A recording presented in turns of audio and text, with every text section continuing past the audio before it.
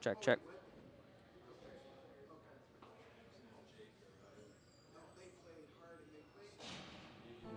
Weights have been lifted.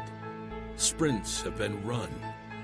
Preparation for today's game is history. It's time to get it done. You're listening on MichiganSportsRadio.com.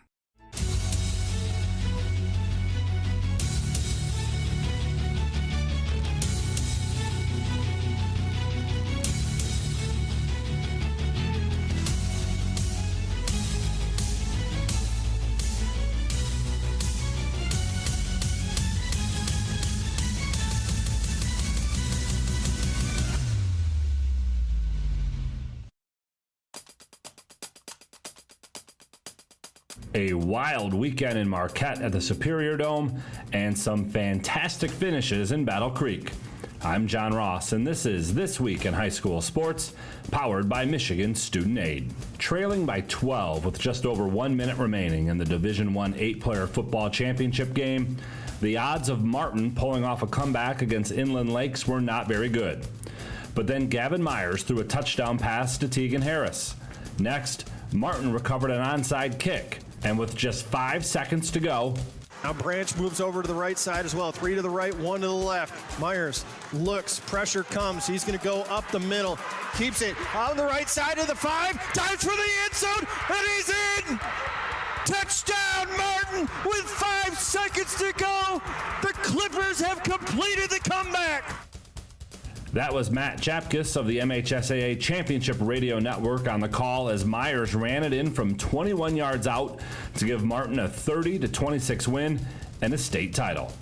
In Division II, Adrian Lenawee Christian capped a perfect 13-0 season with a 36-18 win over Marion. Easton Boggs hauled in 9 passes for 210 yards and 3 scores for the Cougars.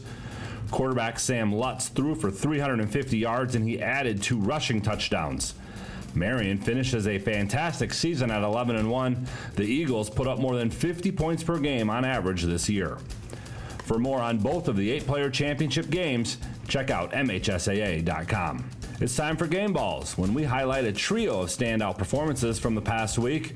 First, in the Lower Peninsula Girls Swim and Dive Championships, Ann Arbor Pioneer captured the title in Division I. It is the school's 4th straight D1 championship. In Division II, Farmington Hills Mercy is your champion. Mercy won by more than 125 points and captured the school's first swimming and diving title since 2019. And the final game ball goes to East Grand Rapids in Division III as they captured their 7th championship in girls swim and dive in the last 8 years. For high school seniors, the matchup of the year isn't on the field. It's actually online. That's right. When you fill out the FAFSA, the free application for federal student aid, you could also be eligible for thousands of dollars in additional money from the Michigan Achievement Scholarship. Yep, nearly 80% of students who fill out the FAFSA may be eligible. Now that's a matchup we can all root for. Get started today at michigan.gov/achievement. The Michigan Achievement Scholarship. It's a game changer.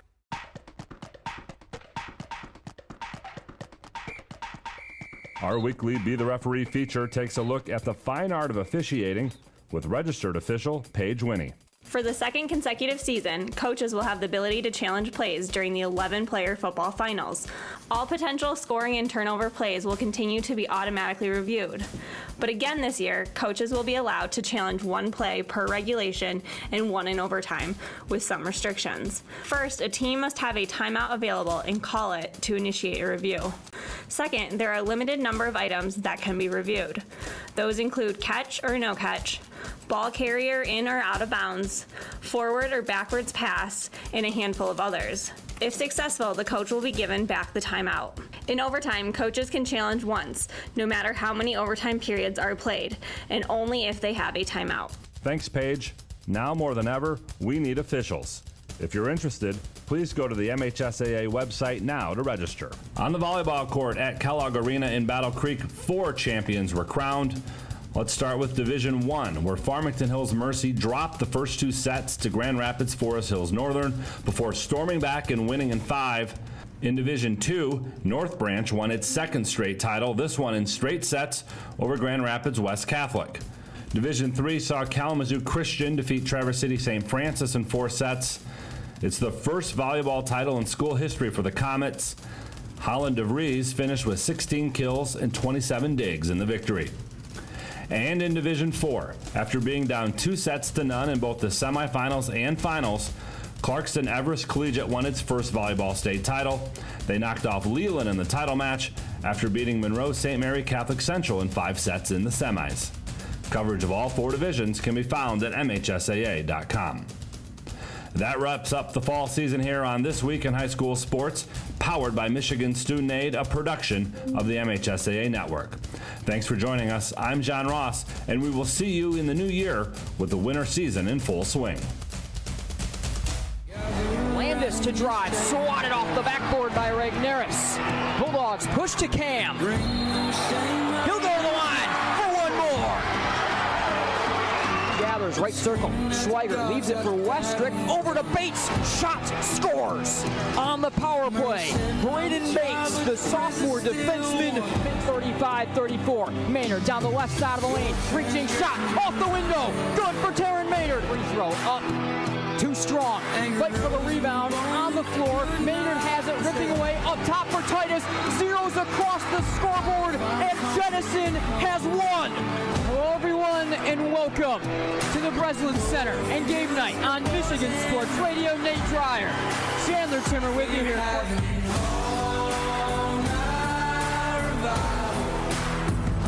Kicking around corner, Stockwell again, and one.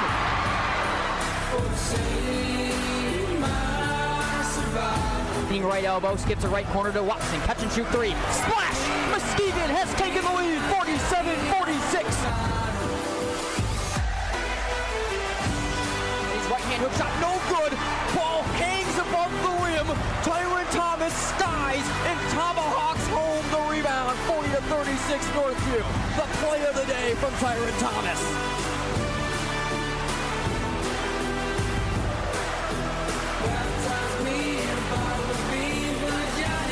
Hello, everyone, and welcome to game night, and welcome to Munn Ice Arena on the campus of Michigan State University. My name is Nate Dreyer, here with game night on Michigan Sports Radio for the first time this year. It's hockey night on MGN as well. The Grandville Bulldogs in action this evening. It's Cranbrook, Kingswood, the Cranes against the Bulldogs. A really, really cool weekend-long event being put on here at Munn Ice Arena by Howell and their head coach, Rocky Johnson, helping set things up here. It's a neat event for certain, a great opportunity to get to play on one of the cooler arenas and cooler rinks that you're going to find throughout the Midwest in terms of college hockey, and a recently redone Munn Ice Arena here at Michigan State as well. Grandville 3-2 on the year. Cranbrook coming in 4-1 on the season. 2 teams, of course, with such a rich history. When you look at their past 2 teams that are both very young, Grandville, Cranbrook, each have 6 sophomores on their team. Grandville throws a freshman out there as well as part of the lineup, and the freshman defenseman Louis Gardine, just to add on to things a little bit. So 2 young teams continuing their build under head coaches John LaFontaine for Cranbrook and, of course, Joel Brazil for the Grandville Bulldogs. So tonight, Munn Ice Arena going to be a ton of fun. A long weekend of action here at Munn, and it's the Bulldogs getting a chance to tip things off or start things off, face things off to begin this weekend. This is the Centennial Securities pregame show. We thank Centennial Securities along with Farmers Insurance for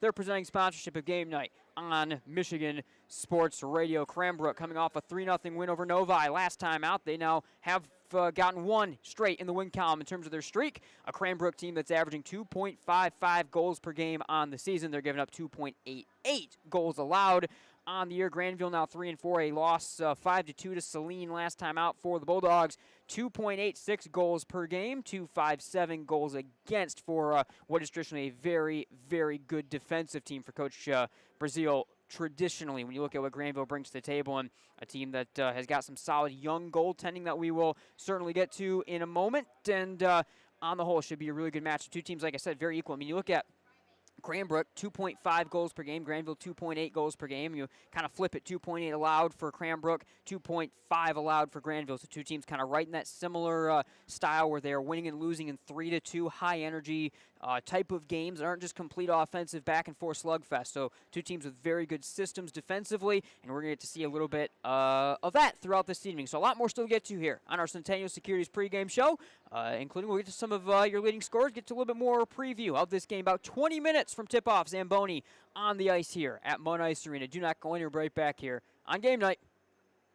Can you name the 10 winners of the Nobel Peace Prize or the last 5 Miss Americas? The point is the applause dies and the achievements are forgotten. But can you name 3 friends who helped you through tough times or teachers who encouraged you in school? We remember those who make a difference in our lives. I'm Randy Hansen, president of Centennial Securities. What matters to us are the personal relationships we have with our clients, helping them build a secure financial future. As a Centennial Securities customer, you know what I mean. If you're not, isn't it about time? Member SIPC and FINR.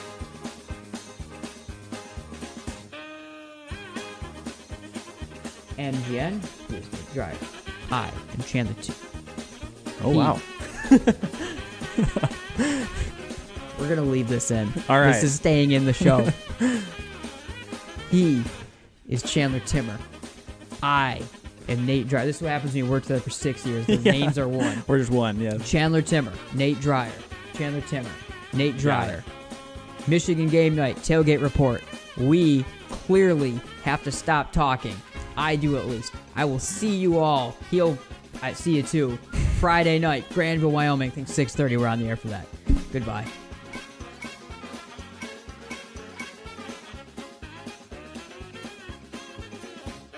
All right, welcome back, everyone, to the Scott Bates Farmers Insurance Agency pregame show.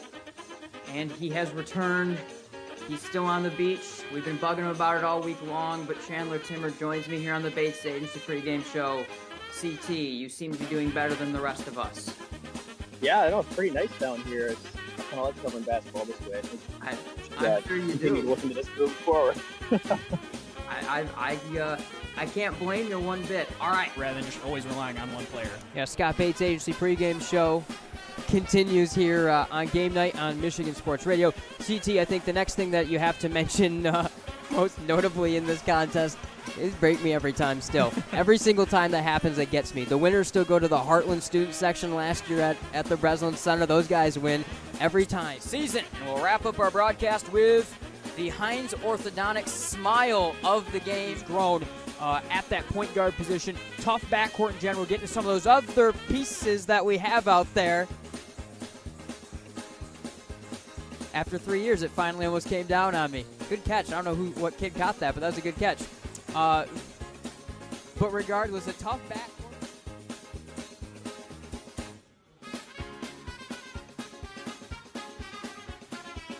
Your flight's at 5 or your...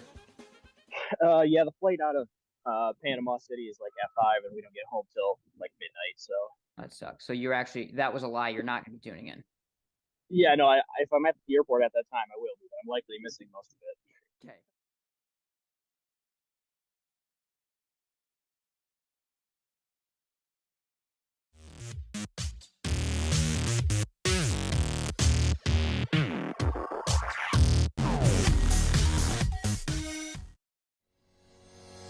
We are Centennial Securities, an independent firm with a team of committed professionals who strive to exceed our clients' expectations by giving outstanding service. We're proud to be part of our community where we live and work.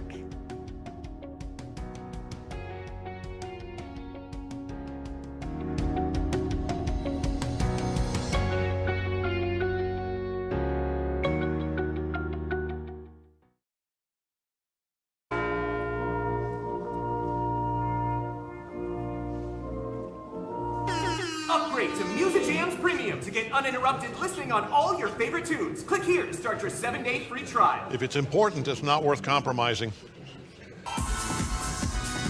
Which is why with Farmers, you don't have to compromise quality to get great savings on your insurance. I got this. We are farmers. Bum, bum, bum, bum, bum, bum. welcome back, everyone. Munn Ice Arena, Nate Dreyer with you here on Game Night on Michigan Sports Radio. This is the Centennial Securities pregame show. Thanks to Centennial and Farmers Insurance. See them rotating on your screen throughout the evening. Make sure you follow us online across social media at MI Game Night. You can find us on Instagram, Twitter, X, Facebook, along with YouTube, where some of you may be listening in this evening. Grandville and Cranbrook this evening. It's our first edition of Hockey Night on MGN of this 2023-2024 season. It's a fun one at Munn Ice Arena here at Michigan State University, recently redone and already one of the cooler rinks across the Midwest in terms of college hockey, made just that much better recently in the last couple of years here in East Lansing. Grandville, again, like we mentioned off the top, 3-4 on the year. Cranbrook 4-4-1 for the Cranbrook Kingswood team.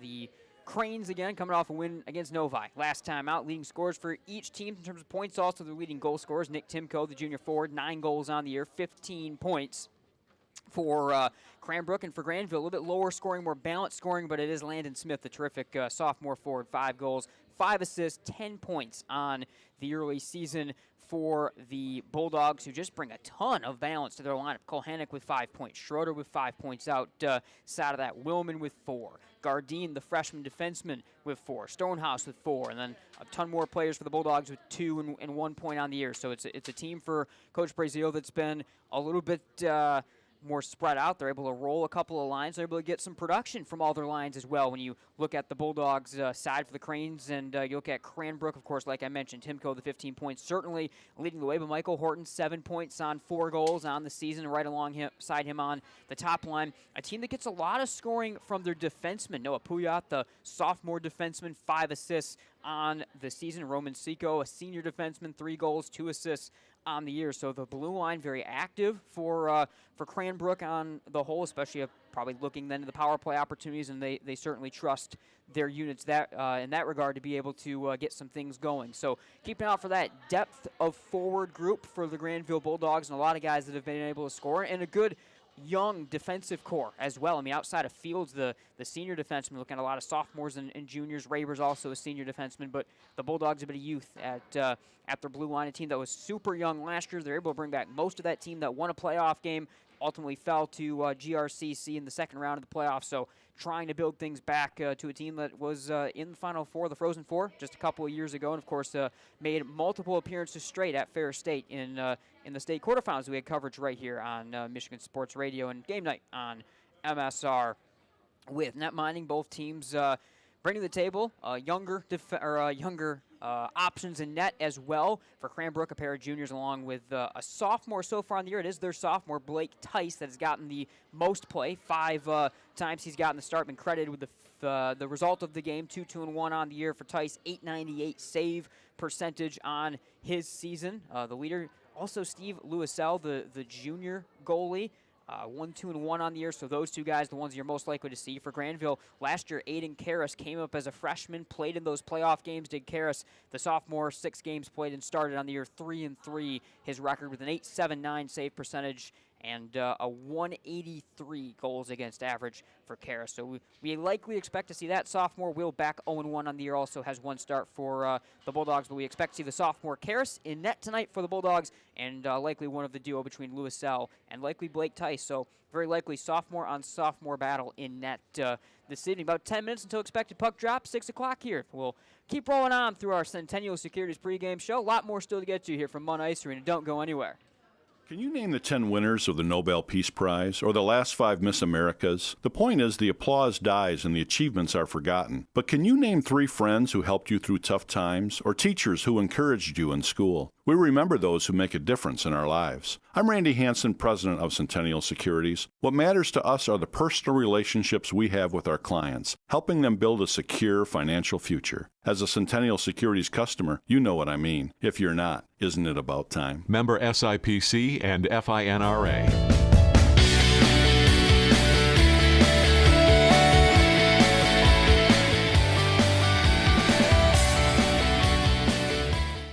Hey everyone, Nate from Michigan Game Night. If you haven't already, make sure to check out the MGN shop. You can find it through MichiganGameNight.com or the Michigan Game Night page on Michigan Sports Radio. Click on the Buy MGN Merch button or tab on either page and find your way on over. You can check out a store that has hats, beanies, sweatshirts, t-shirts, water bottles, and everything in between, from just simple MGN logo designs to playoff featured designs, designs with famous calls and moments from MGN, and much, much more. Make sure you check out the MGN shop through MichiganGameNight.com or MichiganSportsRadio.com/MGN.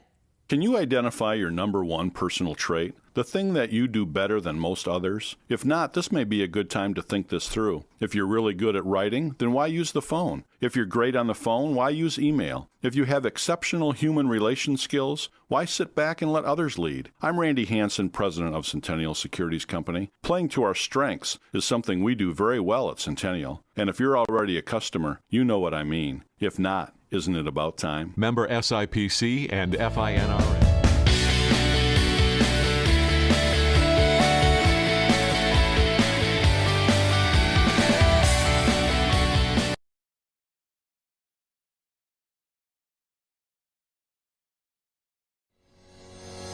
We are Centennial Securities, an independent firm with a team of committed professionals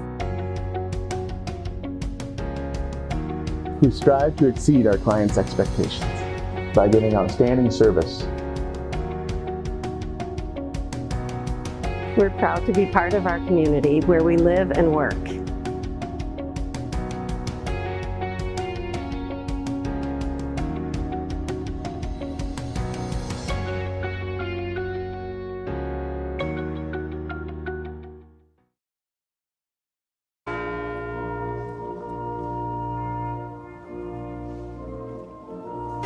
Upgrade to Music Jams Premium to get uninterrupted listening on all your favorite tunes. Click here to start your 7-day free trial. If it's important, it's not worth compromising. Which is why with Farmers, you don't have to compromise quality to get great savings on your insurance. I got this. We are farmers. Bum, bum, bum, bum, bum, bum.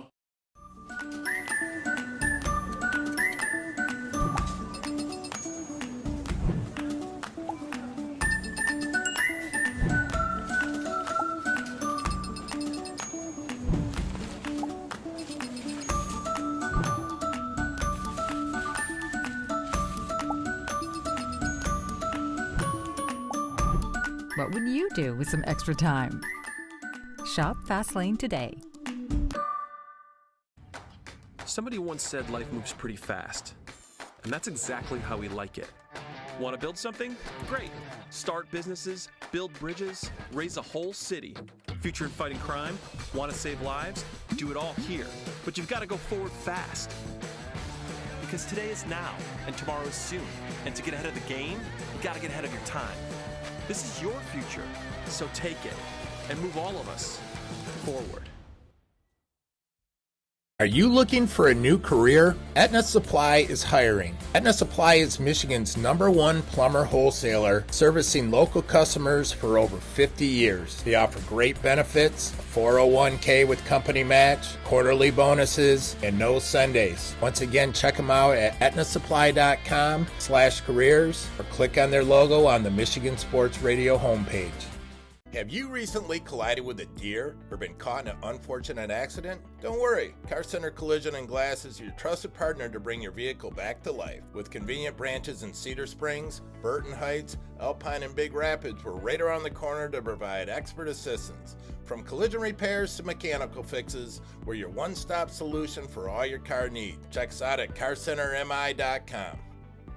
All right, welcome back, everyone. Hockey night on MGN here. First one of the year here for this 2023-2024 season on Game Night on Michigan Sports Radio, bringing you in the booth radio. So radio-only coverage tonight, but we do have our in the booth style coverage that we debuted during the football playoff season, and we'll continue to roll out during the bulk of our radio broadcast going ahead. Just to give a little bit added features, so you can have a look inside the booth, wherever it may be. Tonight, of course, it is Munn Ice Arena here at Michigan State University. in East Lansing, somewhere we've been quite a bit with game night between the playoffs, the Byron Center versus East Lansing game, and of course the Breslin Center last year and in the past couple of years. So we've been out here quite often in the last couple of years with game night on Michigan Sports Radio. And like I said, a completely redone rink when I was in college, which is becoming an increasingly long time ago at Grand Valley. We did some club hockey events here at Munn Ice Arena, and everything completely redone in terms of the entrance and everything since the last time I was here just a few years ago. So that's certainly cool to see. And excited to get this underway. Looks like we're a little bit behind the expected puck drop. Still waiting for some of the warm-ups and things. So it looks like we'll be a little bit behind the original 6 o'clock starting time in this one. So we'll keep working our way ahead. Been an exciting winter so far on game night on Michigan Sports Radio. Haven't tuned in so far. Had the start of the season, some basketball coverage, and we'll continue that through into the next week as we get ready to get closer towards Christmas break and turning things around into the second half of the season, the conference season that's going to start for both the teams on the hardwood and the ice as we work our way into January. Next week expected schedule, we certainly will be back at it next Friday. Grandville versus Byron Center, a really, really good one. Have video coverage of boys basketball from Vanderslice Gymnasium. Still TBD. Make sure you stay tuned to Michigan Game Night and at MI Game Night across social media for exactly where we're going to be at next week. Tuesday, in particular, Grandville is at home. The boys against Spring Lake, but a couple other games in the area, and we'll get things sorted out. What exactly our schedule, 1 or 2 games, might be next week. As we get closer, you'll likely see a little bit of coverage of that Cornerstone Holiday Tournament. First off, all of the Cornerstone Holiday Tournament on MichiganSportsRadio.com, but you may see a little bit of us in coverage there as well, and some things coming up. So that's what's ahead here on Game Night on Michigan Sports Radio, but we do have the game tonight here on Hockey Night on MGN. Grandville and Cranbrook again. 2 teams kind of fighting around the 500 mark. Grandville looking to get back to 500, 3-4-0 so far on this season. Cranbrook sitting at 4-4-1 on the year for Coach LaFontaine. They won last time out against Novi. The Bulldogs looking to bounce back from a 5-2 loss to Saline last time. They were on the ice and skated. Both teams getting closer to their warm-ups and getting closer to the original 6 o'clock expected puck drop. I guess it'll be a little bit behind that original start time, but ready to go, and an exciting one this evening. Again, expected goalies Karras and Tice for the respective teams. We'll get that figured out along with the rest of the starting lineups shortly, as warm-ups and those introductions will be coming on ahead. So we continue to roll a little bit closer here to puck drop from Munn Ice Arena. Cranbrook and Grandville getting closer to this one, and again, it's 2 teams that kind of match up somewhat similarly. Look at Cranbrook on the year.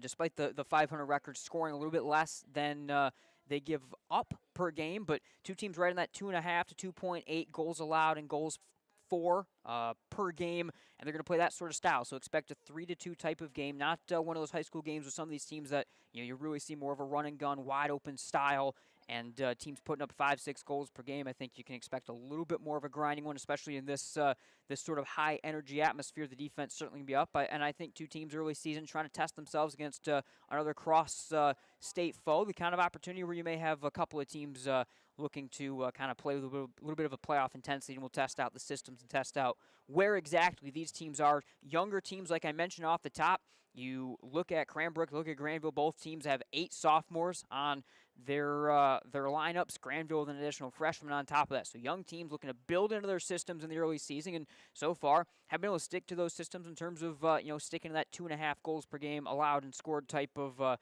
setup. So neither of these teams have been over the top in terms of any struggles defensively, getting outside of things, and that's certainly something we'll be keeping our eyes out. Young teams, young goaltending as well, and how will things stay put? You look at Grandville last year in their playoff run, the Big Rapids game that they were able to win. It was their ability to get to the power play, struck a couple times on the power play, and it was kind of a sloppy game in that win.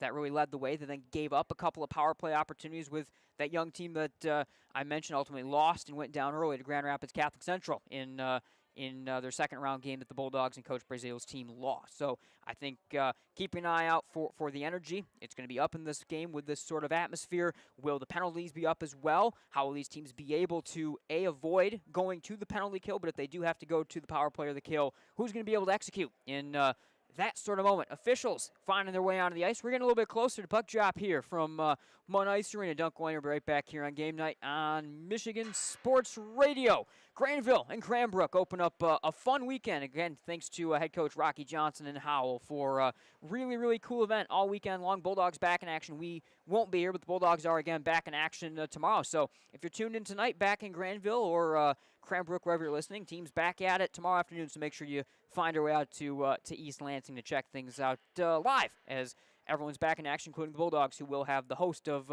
the event, Howell, tomorrow afternoon and tomorrow evening. Don't go anywhere, right back here on the Centennial Securities pregame show and game night.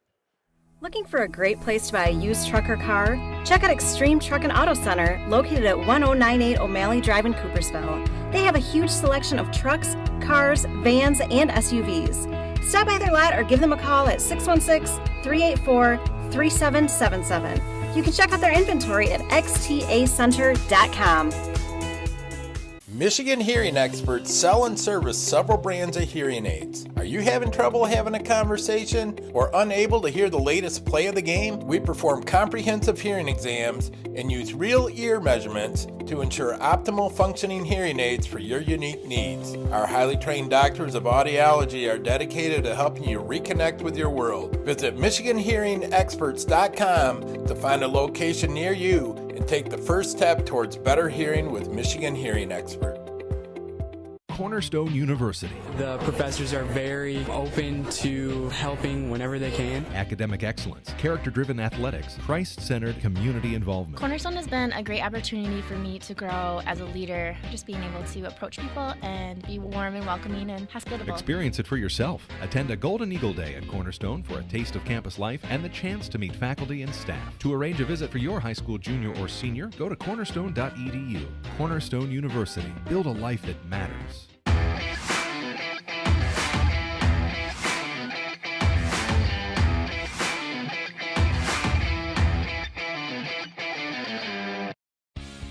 The Grand Rapids Sports Hall of Fame celebrates the city's rich sports history by honoring prominent West Michigan athletes and those who have contributed greatly to sports on a local, state, or national level. A class is elected each year and then honored at an induction ceremony in the fall. They also prevent annual events in support of West Michigan athletics, and they raise funds to support local youth organizations and charities. Follow them on Facebook or check out the pictures and biographies of all 181 inductees at grshof.com. We are Centennial Securities, an independent firm with a team of committed professionals who strive to exceed our clients' expectations by giving outstanding service. We're proud to be part of our community where we live and work.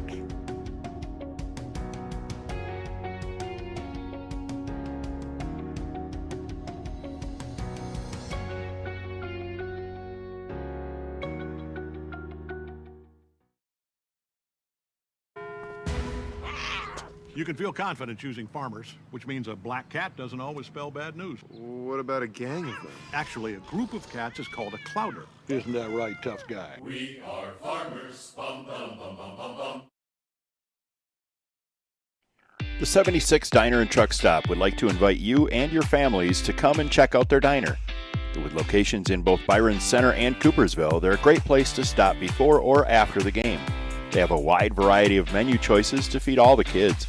They serve breakfast hot all day, and they're able to accommodate all of your large group needs. Their full menu is available for takeout orders, and they have online ordering at 76truckstopdiner.com.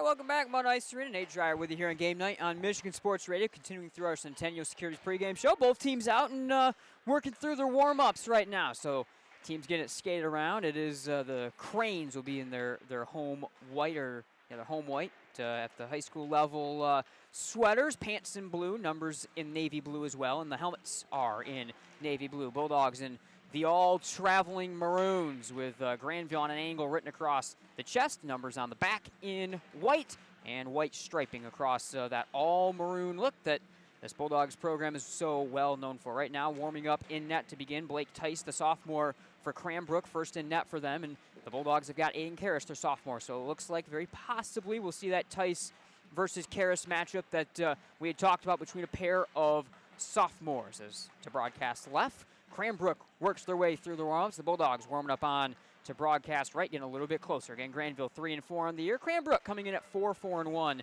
on this young season here, working its way through December, as both teams will start to turn things around on the other side of the holiday and the Christmas break for their conference seasons. That'll get kicked off in just a moment. Again, Landon Smith, the leading scorer for the Bulldogs. Their terrific sophomore forward, 5 points, 5 goals, 5 assists on the year for 10 points. It's Nick Timko, the junior forward, the leading scorer for Cranbrook coming to this contest, 9 goals and 15 points on the season for Timko, and a balanced scoring team for both of these teams. We talked a little about Cranbrook defensively. You look at an active defense that certainly is able to score quite a bit. Puyat, the sophomore defenseman, has jumped in for 5 assists on the season. Roman Seco, their senior, with 5 points, including 3 goals triggered from the blue line. So we talked about the importance, how we'll probably be keeping our eye on higher energy game, these two teams potentially going to power plays. You've got a trigger man like Seco on the power play for Cranbrook. That certainly is a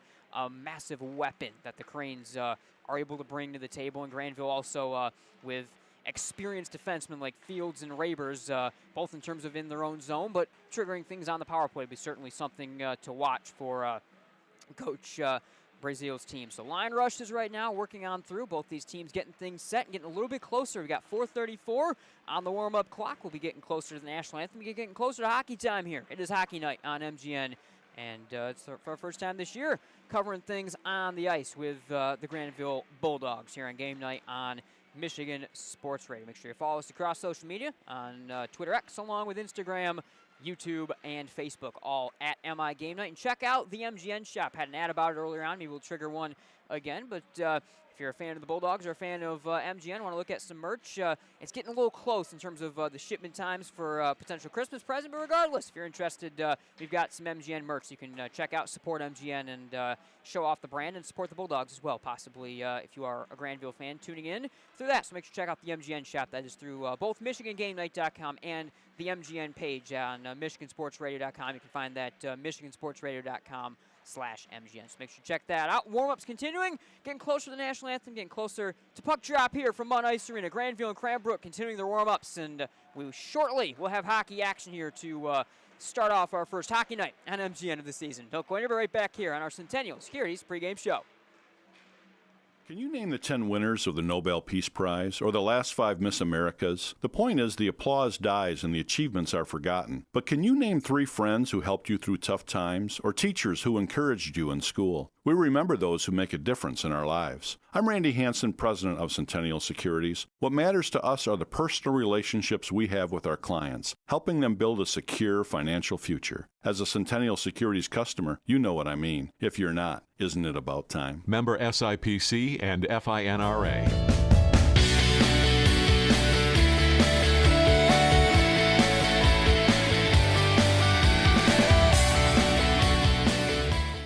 Hey everyone, Nate from Michigan Game Night. If you haven't already, make sure to check out the MGN shop. You can find it through MichiganGameNight.com or the Michigan Game Night page on Michigan Sports Radio. Click on the Buy MGN Merch button or tab on either page and find your way on over. You can check out a store that has hats, beanies, sweatshirts, t-shirts, water bottles, and everything in between, from just simple MGN logo designs to playoff featured designs, designs with famous calls and moments from MGN, and much, much more. Make sure you check out the MGN shop through MichiganGameNight.com or MichiganSportsRadio.com/MGN.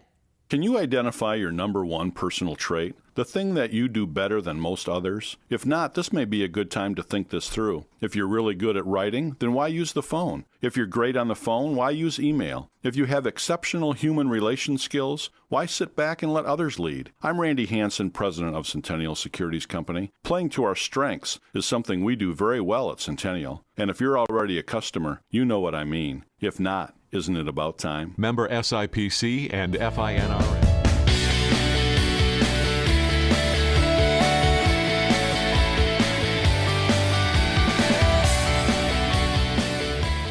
Securities was founded based on the belief that the interests of our clients must always come first.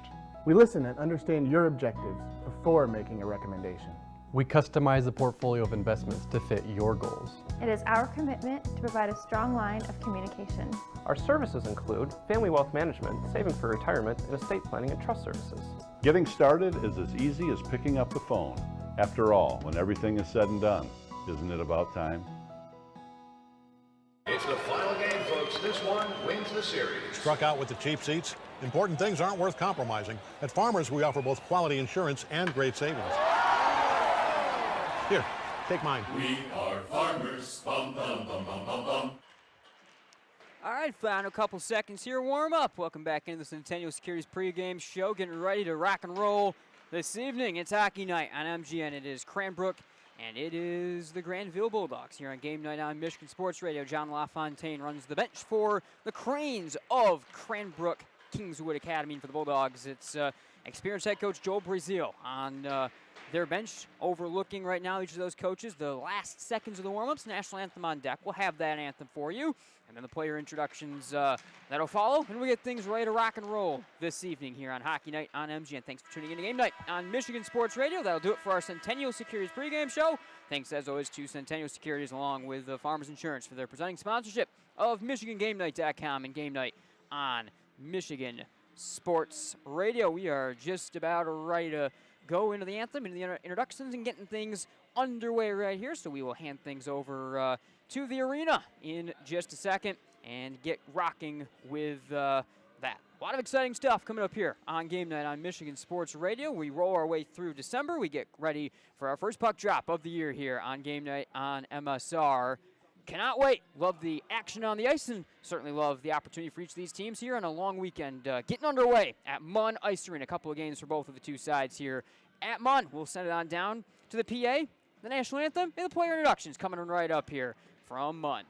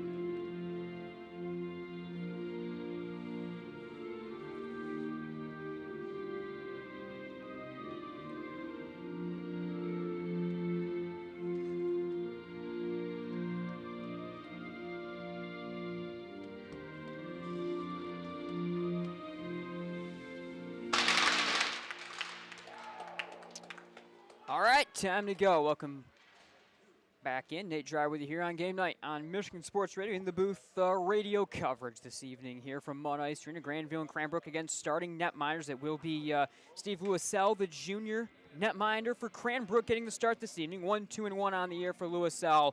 An .896 save percentage and a .299 goals against average for head coach John LaFontaine. For Coach Joel Brazil and the Grandville Bulldogs, they will be rolling with their sophomore Aiden Karras, who has started in all but one of the Bulldogs games so far this year to a .500 record, 3-3 on the year for Karras. .879 save percentage and a .183 goals against average. So it's Karras and Lewisell, both sophomore Karras and the junior Lewisell drawing into the lineup. Grandville traveling all maroon uniforms, numbers in white. Grandville on an angle across the chest in white, and the trimming in white as well. The helmet for the Bulldogs maroon, the pants are maroon. The sweater for Cranbrook Kingswood is in white. All the trimming and lettering in navy blue, the helmet in navy blue, and the pants also in navy for the Cranes. Cranbrook goes left to right across your radio dial to start. It's Tim Coe getting the opening draw against Owen Barrett, the Bulldog Jr., drawing in the right hand against the right-hander. Tim Coe off the start. Puck is down, tied up by Tim Coe. He will corral it back towards his own end. Cranbrook slings it back near side to Roman Seco. Fires it onto the center of the ice to Keimel. Keimel has it poked away back into the Crane end to Seco. Pass through the legs of Keimel, center ice, off the boards on the near side, on to Van Banen. He takes a shot from behind, traveling back into the Bulldog end. Stolen away from him by Timko. Gets a shot off offensively. That one is corralled to the far side boards. Held into the pitchfork move off the backhand by the Cranes up top, and slung down low and regathered by the Bulldogs in the turning stick of Fields. Fields will sling a pass all the way to the red line, settled in by the senior forward, Kohanek. Toe drags his way into the zone, puts another move on at the near circle, lost the handle of the puck on to Keimel. Keimel leaves it back to center ice. It'll trickle all the way back down into the Grandville end. Both teams go for a change as the puck is corralled and taken up by the freshman defenseman Gardine to center ice. Pass to center, poked around between either team. Back to Gardine. Toe drags his way to the near boards, over the red line, just able to dump into the Crane end, and the Cranes will regather through center ice. Through the stick of DeSalvo, he'll chase it back down, far side, locked up with Braden Vanderveen behind the net. Behind there, Schroeder follows and takes it for the Bulldogs. Schroeder pass to the blue line on the backhand, taken on by Landon Smith. The Bulldog leading scorer dumps one behind the net, but a whistle is down behind the play. Didn't quite get the red line, and that is going to be an icing, and it's going to come back into the Bulldog end. This puck will come to the drop to the right side of Aiden Karras. Karras, the sophomore, wearing number 1 in net for the Bulldogs. Pads are white, and his goalie mask is in all white as well. The Bulldogs will send Smith out for the draw. He lost it straight back out to the left point, where Patrick Netton will fire a shot that cycles its way down to the left side of the Bulldog net. They're getting tied up as Fields, able to drop it off the far boards to Landon Smith. He'll chase to center ice, trying to hit Schroeder with a pass. Picked off by Hank Callison, the junior forward for the Cranes. He'll throw it in behind the Bulldog net. Turning stick from the lefty, Fields up the near side boards. Held into right point by DeSalvo by Schmidt with a quick firing shot to the right corner. Two-a-side scrum, right corner of the Grandville end. Puck to the near boards. Bulldogs with Smith try to take it. Stolen away by Callison. He'll turn in between the circles. Shot is deflected away into the far board corner. Jonah Rabers, the Bulldogs senior defenseman, lifts it all the way to the near right-hand circle, where Luke Wildman takes it to center ice, drops it off to the Crane line. Both teams pass it back and forth before Rabers takes it, looking to drag his way into the offensive zone, hands it off, and the Bulldogs will paddle it down behind the Crane net. They'll go for a change, and the Cranes will look to regather their own puck on the far side. A little bit of a sloppy exchange. Patrick Netton forced to turn it back up the far boards. Grandville keeping the pressure on in the Crane end. Nice pass, able to evade a couple of Bulldogs onto Timko. Timko, toe drag move into the zone, between the circles, shot and a glove save made by Aiden Karras. First good look of the game as Nick Timko, the speedy junior forward, 9 goals on the year, got his way free through the neutral zone, snapped one off, and Karras able to make the stop. So far, a little bit of a slow one offensively. Both teams spending a lot of time in the neutral zone, paddling things back and forth defensively. Puck drop goes to the right side of the Bulldogs sophomore Karras once again. 14:31 to go, first period, no score.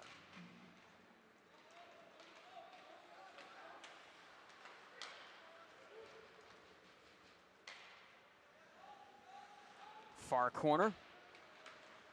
To his side scrum. Vanderveen had it, lost it in behind the net. Turning with it is Callison.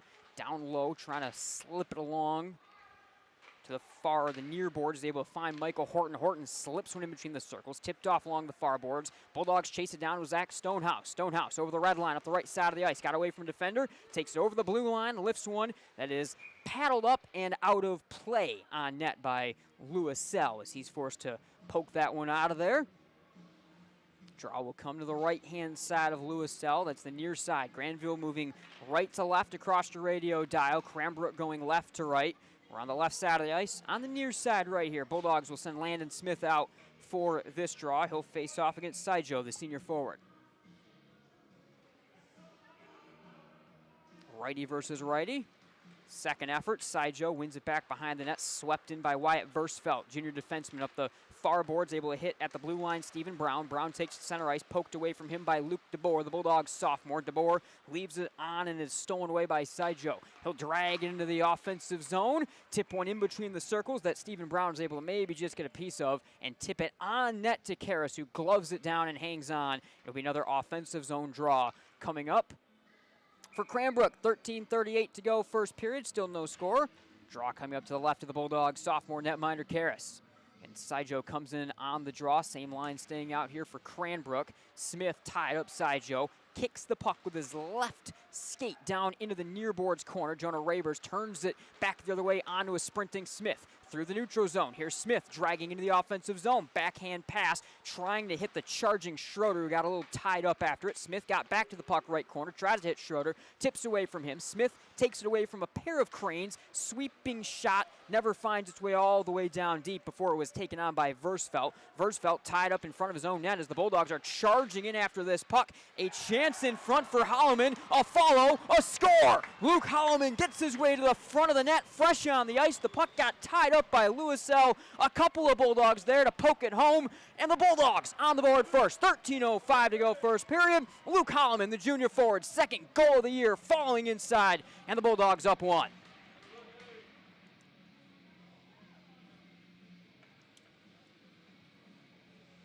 An innocuous start to that play. Just got tied up to the left of Lewis Sell in net. A great effort by the Dogs to lock things up, and then Holloman and a couple more Bulldogs came chasing in, fresh off the bench to follow, get the putback in Grandville with a 1-0 advantage. Under 13 minutes to go. Puck is shot back down behind the Cranbrook net, corralled there far side by Timko. He'll leave it on for Patrick Netton. Netton trying to slip one along for their captain Keimel. Stolen from him by Kolhanek momentarily at the near side circle. Ripped back away by Schmidt, who will race behind the Crane net.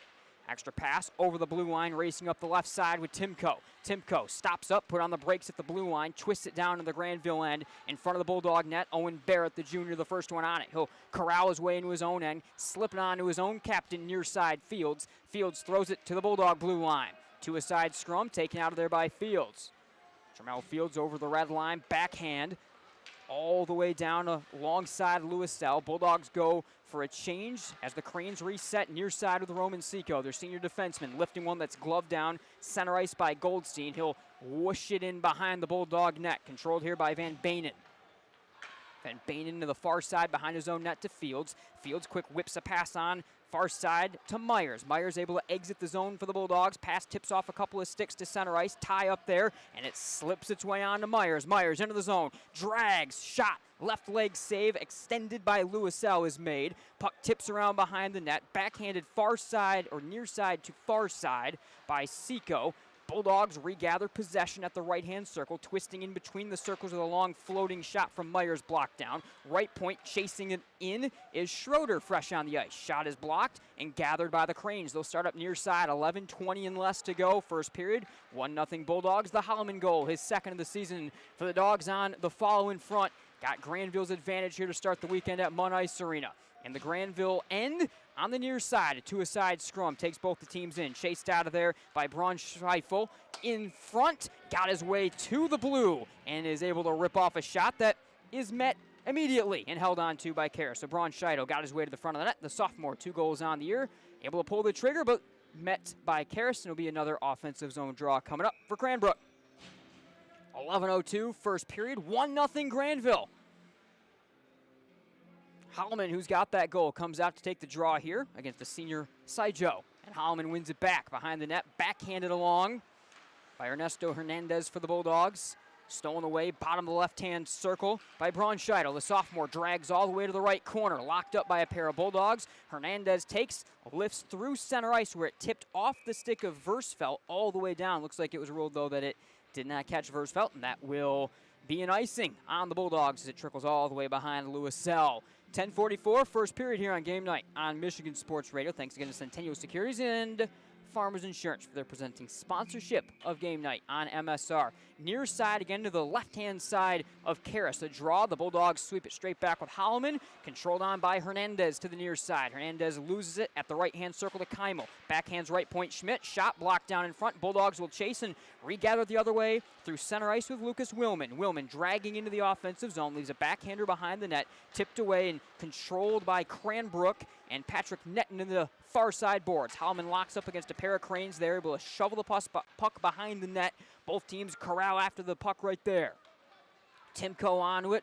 Bulldogs will clear out, go for a bit of a change. Timko through a pair of Bulldogs over the blue line, stolen away by Fields. Fields down to the right-hand circle, corralling his way into the offensive zone. Leaves it at that circle for Kolhanek. Kolhanek knocked off the puck. Cranbrook will clear the length of the ice. That's an icing as Grandville had him hemmed in. Bulldogs 1-0 with 9:57 to go in the first period. Holloman, the score in front for the Bulldogs.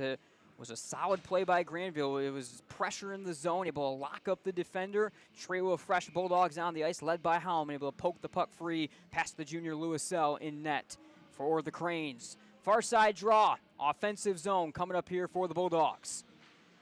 One back by Cranbrook and Seco. Motors to the near side of the ice, off the boards, lifts one through. That's corralled by one of their captains, Michael Horton.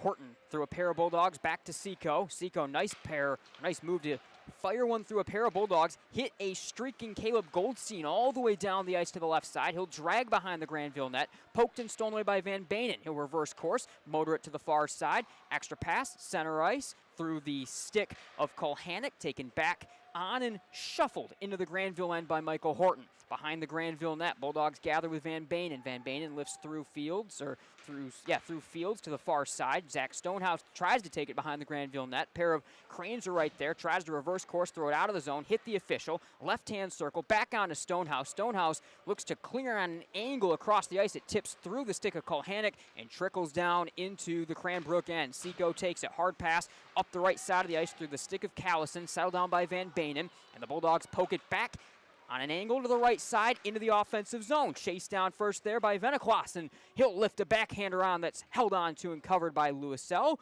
Another offensive zone draw for the Bulldogs. 8:52 in the first, 1-0 Grandville.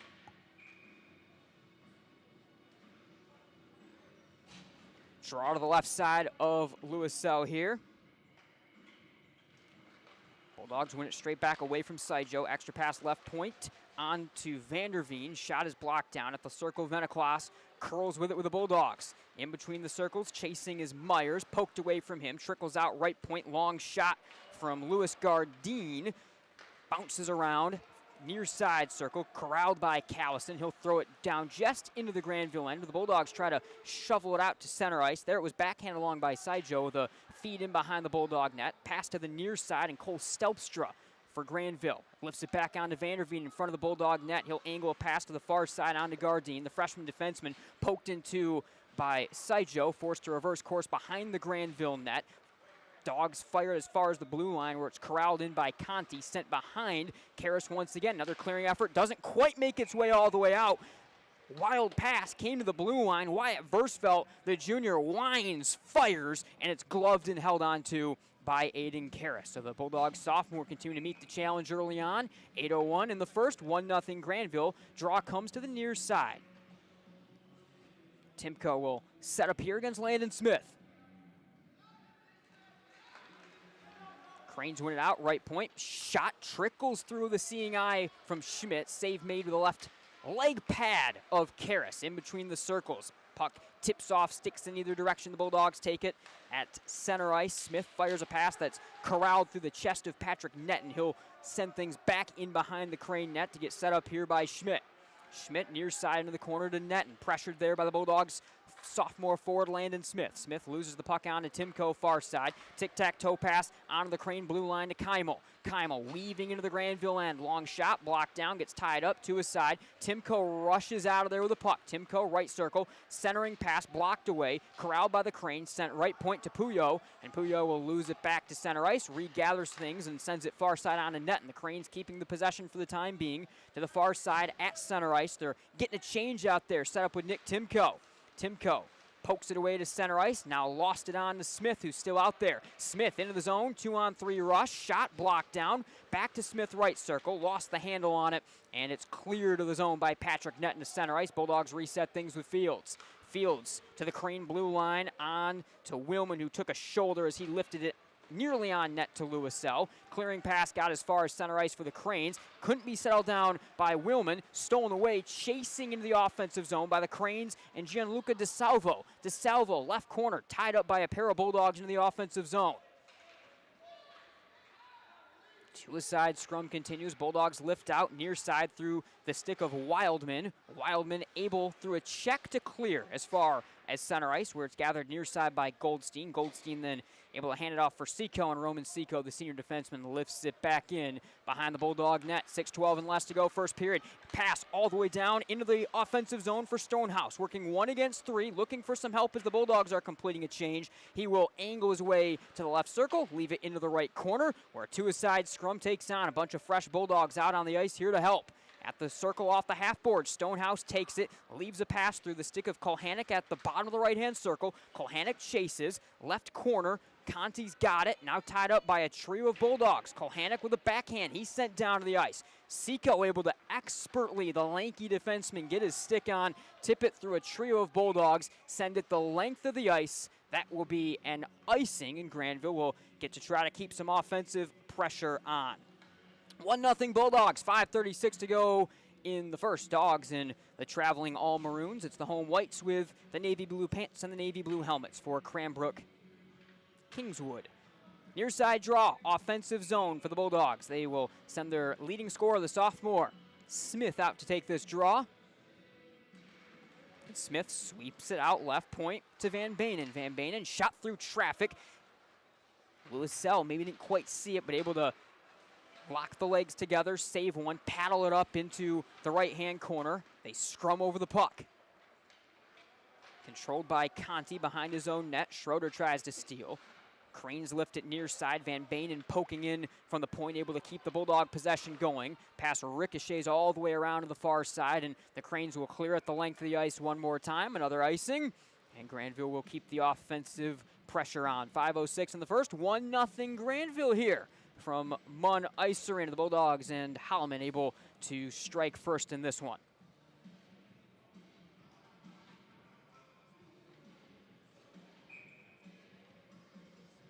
Draw to the left-hand side of Steve Louiselle, junior netminder for Cranbrook.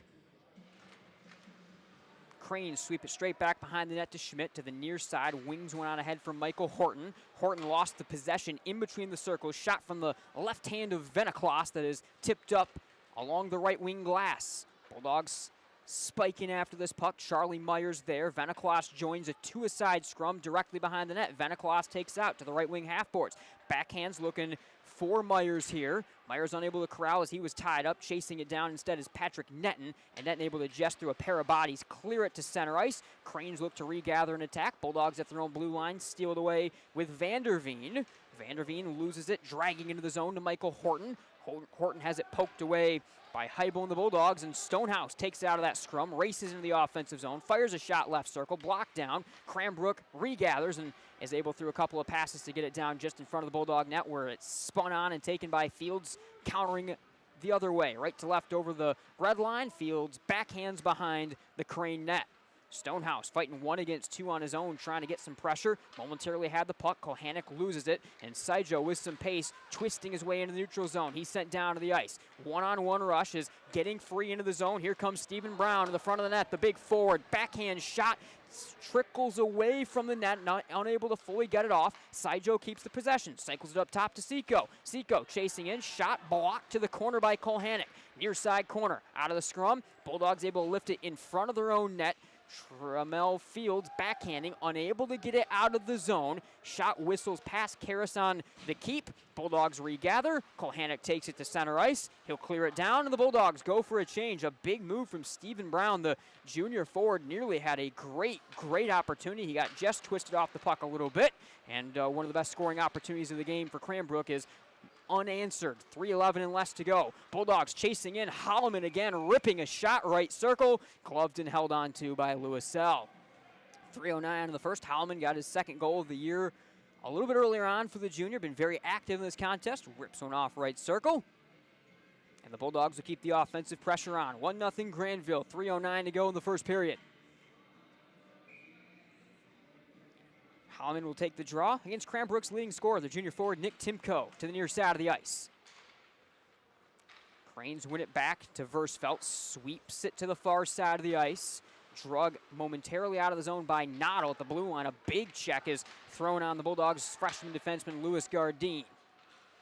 Cranes at center ice, taken on the backhand by Willman. He gets absolutely blasted after he let that one go and twisted the puck behind the Crane net. Bulldogs go for a little bit of a change as Cranbrook looks to regather at their own blue line with Keimel. Center ice, stolen by Schroeder, but he motors into the zone offsides. He got twisted up a little bit with Luke DeBoer, who was in just a pace ahead of him. We'll get a quick stop. It's 2:36, first period. 1-0, Grandville over Cranbrook. There'll be a quick meeting of officials on this thing right now, getting things set up on where exactly this face-off is going to be. Right now it looks like it'll be near side in the neutral zone. Again, Grandville goes right to left in the all-maroons. It's the white home uniforms for Cranbrook. They go left to right. It's a near side draw right here, just shaded towards the Cranbrook defensive zone. Bulldogs win it back to Van Banen, and the lefty winds and cranks one behind the net. Scrum over the puck. DeBoer wins it on a Schroeder. Schroeder, tic-tac-toe pass right in front. One-timer goes high and wide for Smith. Bulldogs keep the pressure on with Smith right circle. Lifts one out to the point, got it back. Top of the right circle. Smith down the right wing half boards. Corrals the puck to the bottom of the circle. Backhands one. Stolen away, lifted but not out as Gardine able to meet momentarily offensively before Goldstein was able to win that battle out and leave it to center ice. Bulldogs shoot it back in. What an incredible passing sequence and a great opportunity for Smith, just unable to finish. Center ice, the Bulldogs and Owen Barrett have the possession. To the far side to Schroeder, sweeps it into the offensive zone where it's met up first by Cranbrook. Through the stick of Puyo to his side scrum, right corner. Here's Stonehouse for the Bulldogs, bottom of the circle. Twists it out, right point. Right circle, on to Barrett. Barrett lost it to Seco. He'll motor up the left side of the ice, into the Grandville end. Seco knocked off the puck momentarily by Vanderveen, able to regather, backhand, right corner, on to Michael Horton. Horton locked up, thrown all the way out of the zone. But there is a whistle down and a penalty down behind the play. There's a cross-check on its way. It's coming to Cranbrook. It's coming to Roman Seco. Senior defenseman picks up our first penalty of the game. 1:16 to go, first period. And a chance this one could, if Grandville's unable to strike for their second goal of the game, could go into the next period. So, 2 minutes, penalty on the minor and the cross-check to senior captain Roman Seco for Cranbrook. Bulldogs offense finds their way out. Landon Smith takes the draw after that great opportunity he had just a moment ago. Out of the scrum, Kohanek shot left circle. Save made with the right leg pad of Lewisell. Bulldogs hold the zone. At the top of the right circle, Kohanek turns. Kohanek, good move to the right circle. Shot, save made. Puck sitting there. Backhand off the side of the net for a chasing Van Banen. He will regather, shoot it down to the corner. Corralled off the left wing half boards by Barrett. Barrett loses the possession to Saijo, and Saijo will clear the ice. 48 seconds to go in the period. Minute and a half to go here on this Bulldog power play. Smith weaving through the neutral zone. Right-hand circle, shot blocked down. Corral taken by Timko, and Timko, short-handed, is going to race in the offensive zone. Shot save made by Karras, and he's able to corral the rebound. Timko, short-handed, was sprung free up the left side of the ice, rips one off from the left circle, but it's gloved and met by Karras. 32.7 in the first period, 1-0 Grandville, and the Bulldogs have got about a minute 15 left on this power play, which they will have to take this draw on their own side of the ice. Holloman will lock up with Goldstein. Goldstein wins it back, but chased down by Vanderveen and poked away. Bulldogs take the possession with Stonehouse up the far side through the neutral zone. Stonehouse reverses course to the red line, throws it near side onto Rabers. Jonah Rabers in the offensive zone, throws it left corner, taken there and thrown to the far side to Versfeld. Versfeld back near side to Conti. Conti unable to clear the ice. A good stick made at the left-hand point to keep the possession by Field, so throw it down low. Bulldogs pass onto a turning Stonehouse. Shot, save made through the glove of Lewis Sell. Second chance right in front of the net for Rabers. Zeros go across the scoreboard.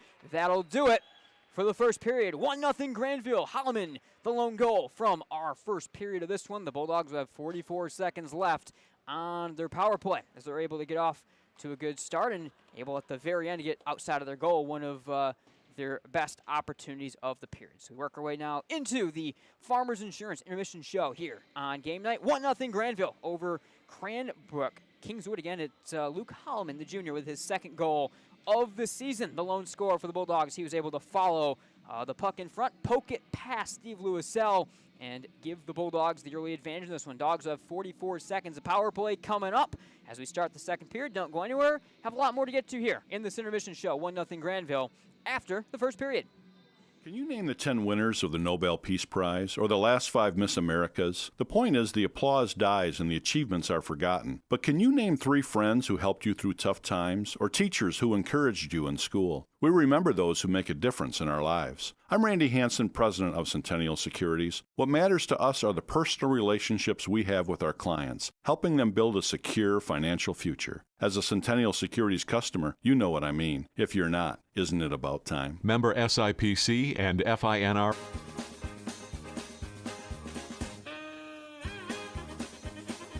MGN, here's the drive. I am Chandler 2. Oh, wow. We're going to leave this in. All right. This is staying in the show. He is Chandler Timmer. I am Nate Dreyer. This is what happens when you work together for 6 years. The names are one. We're just one, yeah. Chandler Timmer, Nate Dreyer. Chandler Timmer, Nate Dreyer. Michigan game night, tailgate report. We clearly have to stop talking. I do at least. I will see you all. I see you too. Friday night, Grandville, Wyoming. I think 6:30. We're on the air for that. Goodbye.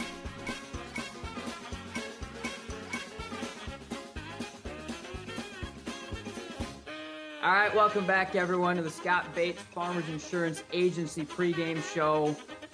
And he has returned. He's still on the beach. We've been bugging him about it all week long, but Chandler Timmer joins me here on the Bates Agency pregame show. CT, you seem to be doing better than the rest of us. Yeah, I know it's pretty nice down here. I kind of like covering basketball this way. I'm sure you do. Looking to this move forward. I can't blame you one bit. All right. Rather than just always relying on one player. Yeah, Scott Bates Agency pregame show continues here on game night on Michigan Sports Radio.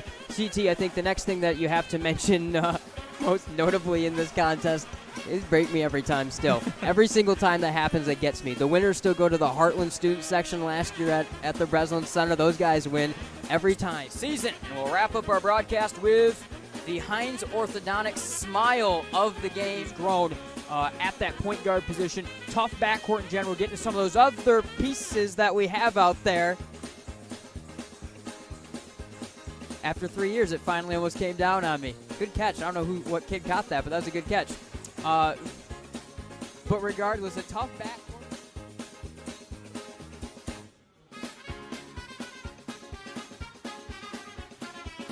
Your flight's at 5 or your? Yeah, the flight out of Panama City is like at 5, and we don't get home till like midnight. So that sucks. So you're actually, that was a lie. You're not going to be tuning in. Yeah, no. If I'm at the airport at that time, I will be, but I'm likely missing most of it. Okay.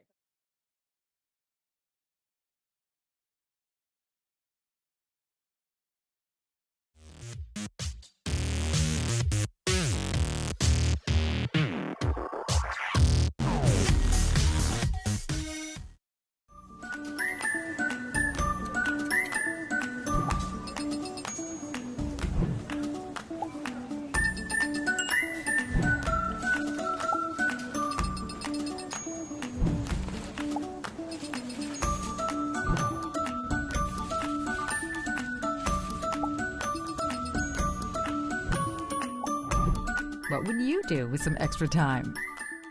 Shop Fastlane today. Somebody once said life moves pretty fast, and that's exactly how we like it. Want to build something? Great. Start businesses, build bridges, raise a whole city. Future in fighting crime? Want to save lives? Do it all here. But you've got to go forward fast. Because today is now, and tomorrow is soon. And to get ahead of the game, you got to get ahead of your time. This is your future, so take it and move all of us forward. Michigan Hearing Experts sell and service several brands of hearing aids. Are you having trouble having a conversation or unable to hear the latest play of the game? We perform comprehensive hearing exams and use real ear measurements to ensure optimal functioning hearing aids for your unique needs. Our highly trained doctors of audiology are dedicated to helping you reconnect with your world. Visit MichiganHearingExperts.com to find a location near you and take the first step towards better hearing with Michigan Hearing Experts. All right, welcome back, everyone, to Game Night on Michigan Sports Radio. Nate Dryer, this is our Farmers Insurance Intermission Show. 1-0 Grandville over Cranbrook at the first break. In this one, after 17 minutes, Luke Holloman, second goal on the year, the lone score on. It was kind of an awkward play. The puck had gotten kind of tied up at the right-hand circle down in the Cranbrook end, and it was Holloman and a group of Bulldogs fresh on the ice. They're able to follow up, poke it past Steve Lewisell, and give Grandville the advantage that we see in this one after the first period. Remember, starting the second period, Grandville will have 44 seconds of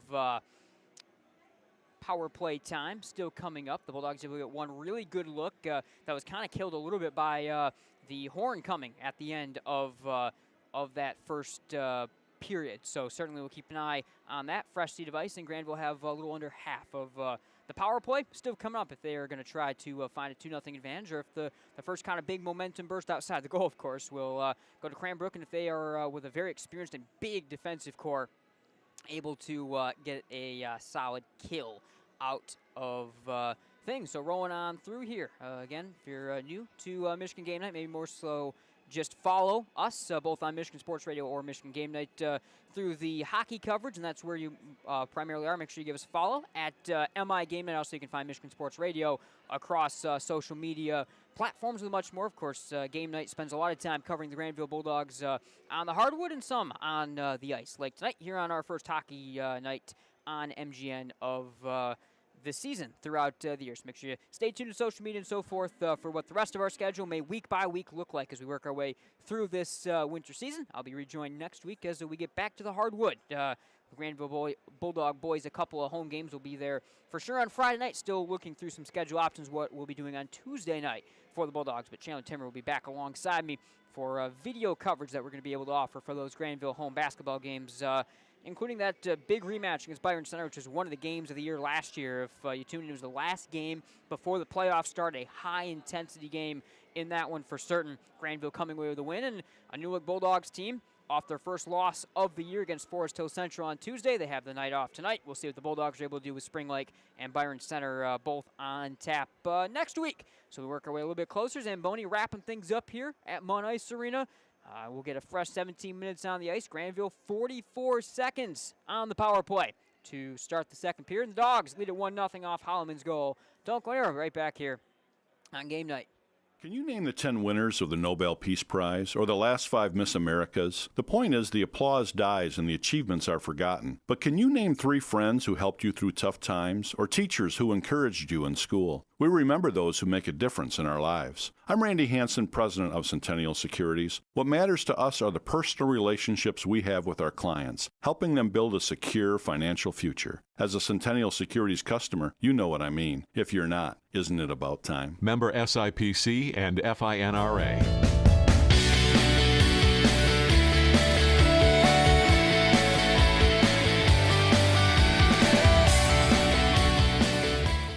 Hey everyone, Nate from Michigan Game Night. If you haven't already, make sure to check out the MGN shop. You can find it through MichiganGameNight.com or the Michigan Game Night page on Michigan Sports Radio. Click on the Buy MGN Merch button or tab on either page and find your way on over. You can check out a store that has hats, beanies, sweatshirts, t-shirts, water bottles, and everything in between, from just simple MGN logo designs to playoff featured designs, designs with famous calls and moments from MGN, and much, much more. Make sure you check out the MGN shop through MichiganGameNight.com or MichiganSportsRadio.com/MGN.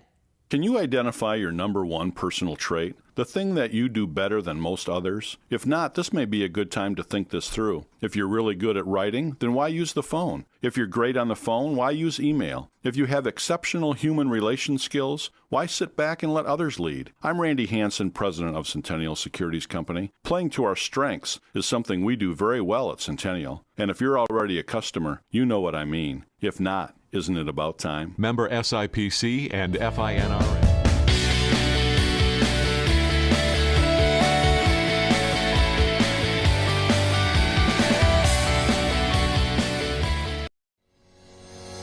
We are Centennial Securities, an independent firm with a team of committed professionals who strive to exceed our clients' expectations by giving outstanding service. We're proud to be part of our community where we live and work.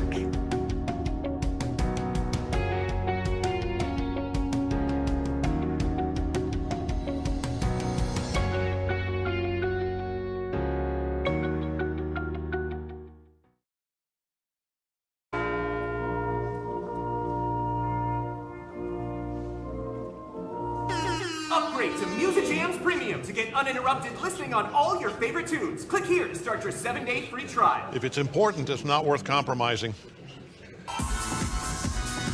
Which is why with Farmers, you don't have to compromise quality to get great savings on your insurance. I got this. We are farmers. Bum, bum, bum, bum, bum.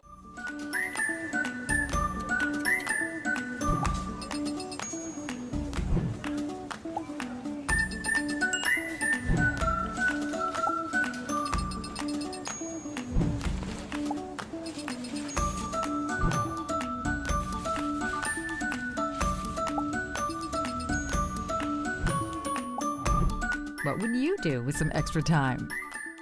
Shop Fastlane today. All right, first intermission wrapping up here at Munn Ice Arena. 1-0 Grandville over Cranbrook here on Hockey Night on MGN and Game Night on Michigan Sports Radio. Nate Dreyer with you from East Lansing this evening. It's Luke Holloman, the lone scorer in the first period, as he was able to put Grandville up 1-0. The Bulldogs will have 44 seconds of power play still on the board as they open the second period. The two teams will get ready to change sides. Garrison Lewis Sell, the netminders, in the first period of this one. They'll be back out for the second. Grandville traveling all maroon uniforms, striping, numbering, and lettering for the Dogs, all in white. It's the home white sweaters with the Cranbrook crest across the chest, helmets in navy blue, and pants in navy blue with white striping down the side, the numbers on the back in navy blue for Cranbrook. Dogs gathering around Coach Brazil, getting their final message in. Unique feature of Munn Ice Arena, the benches on opposing sides. So Grandville across from us to the right-hand side. It's the near side to the left for the Cranbrook bench that they gather around Coach LaFontaine right now for his final message. Grandville, this period as we switch sides, will go left to right across your radio dial. If you look at our in the booth view, they're going to my right here. And Cranbrook will go right to left across your radio dial. Both starting centers and both starting lines find their way out on the ice, and they will meet at the Spartan logo at center ice to get our second period underway. Again, Grandville, 44 seconds of power play to the cross-checking penalty to Roman Seco to begin the second. Nick Timko, the junior forward, who had a really good shorthanded opportunity, will take the draw against the Bulldog leading scorer Landon Smith, who had a really good look a little bit earlier on in this power play. Tie up over the puck that includes the official as he gets knocked down out of the scrum. Grandville eventually controls to the near side and shot into the zone by Owen Barrett. Chased down on the backhand by Patrick Netton. Netton loses it, but it's regathered near side to Timko. Timko clears the zone, and it'll be a race back the other way. 14 on either side. Noddle and Van Bainen behind the Bulldog net. It's Noddle that gets there first. Left it at the circle, trying short-handed to hit Timko. Timko has it twisted away. 12 seconds as Grandville retakes the puck on the power play. Van Banen, center ice, Barrett. Barrett walks up the left side of the ice into the offensive zone, strafing by a defender, bottom left-hand circle, fires one point-blank shot, saved by Louisel, clear to the zone. Both teams back to even strength with 16-10 and less, and not even quite a minute gone in the second quarter. Smith looks to clear the zone. It's given right back to him in front of the Bulldog net. He'll now fire one off the far board glass that will trickle its way down into the Cranbrook end. Cranes near side with Seco, fresh back on the ice. Pitchforks to center ice, taken by Kolhanek. Kolhanek loses it back to Seco. He'll tip it down into the Crane side of things, and it's twisted back to center ice, where it's gathered off the near boards by Holloman. Backhands that one along behind the net, twisted up, trying to clear the ice are the Cranes, unable to do so as Vanderveen takes it, cycles one back down behind the Crane net. Seco far side, good pass through a couple of defenders, able to hit a streaking Braunscheidel. Braunscheidel into the Grandville end, fires one that's tipped to the corner by Karras, and the Cranes will start up an offensive possession. Filter to the front, Seco, quick pass on to Braunscheidel, left circle, shot, score! Tic-tac-toe, what a shot pass and what a finish. Hank Callison gets the final touch on it. It was cycled up front on the secondary assist by Seco down to the left circle. That's where Braunscheidel went to a bit of a shot pass, and it's tipped straight home past Karras. He had nothing he could do by Hank Callison, and Cranbrook knots the game at 1. 15-17 to go. What a little passing sequence that was, and the Cranes have tied the game with not quite 2 minutes gone in the second.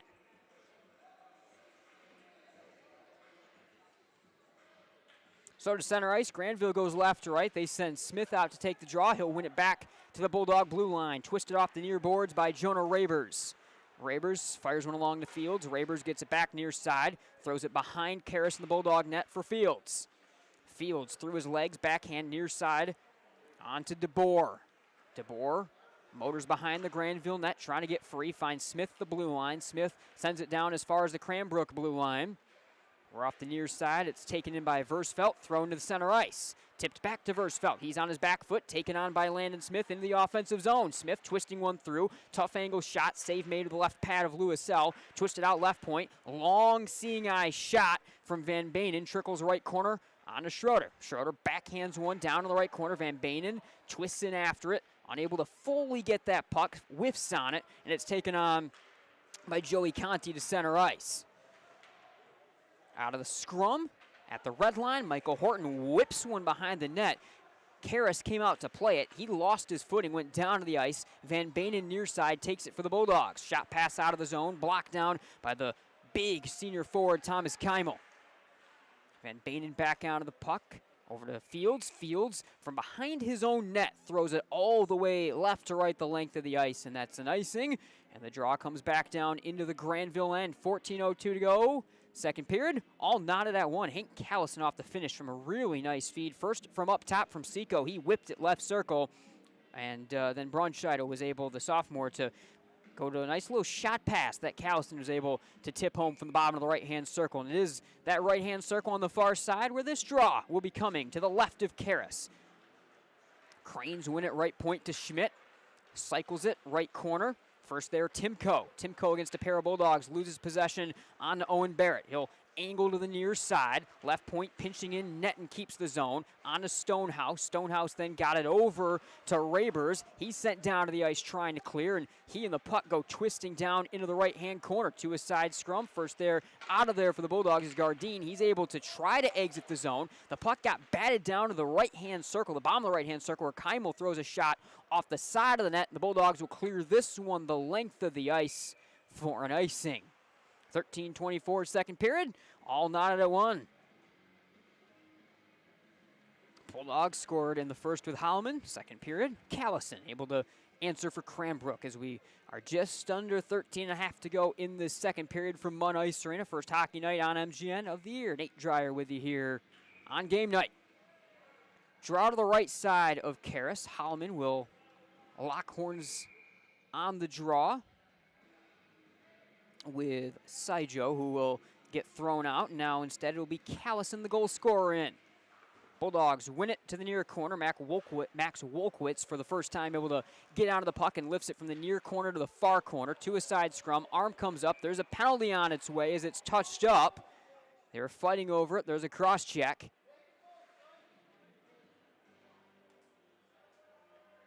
And the cross-checking minor is going to go to Cranbrook and to Callison.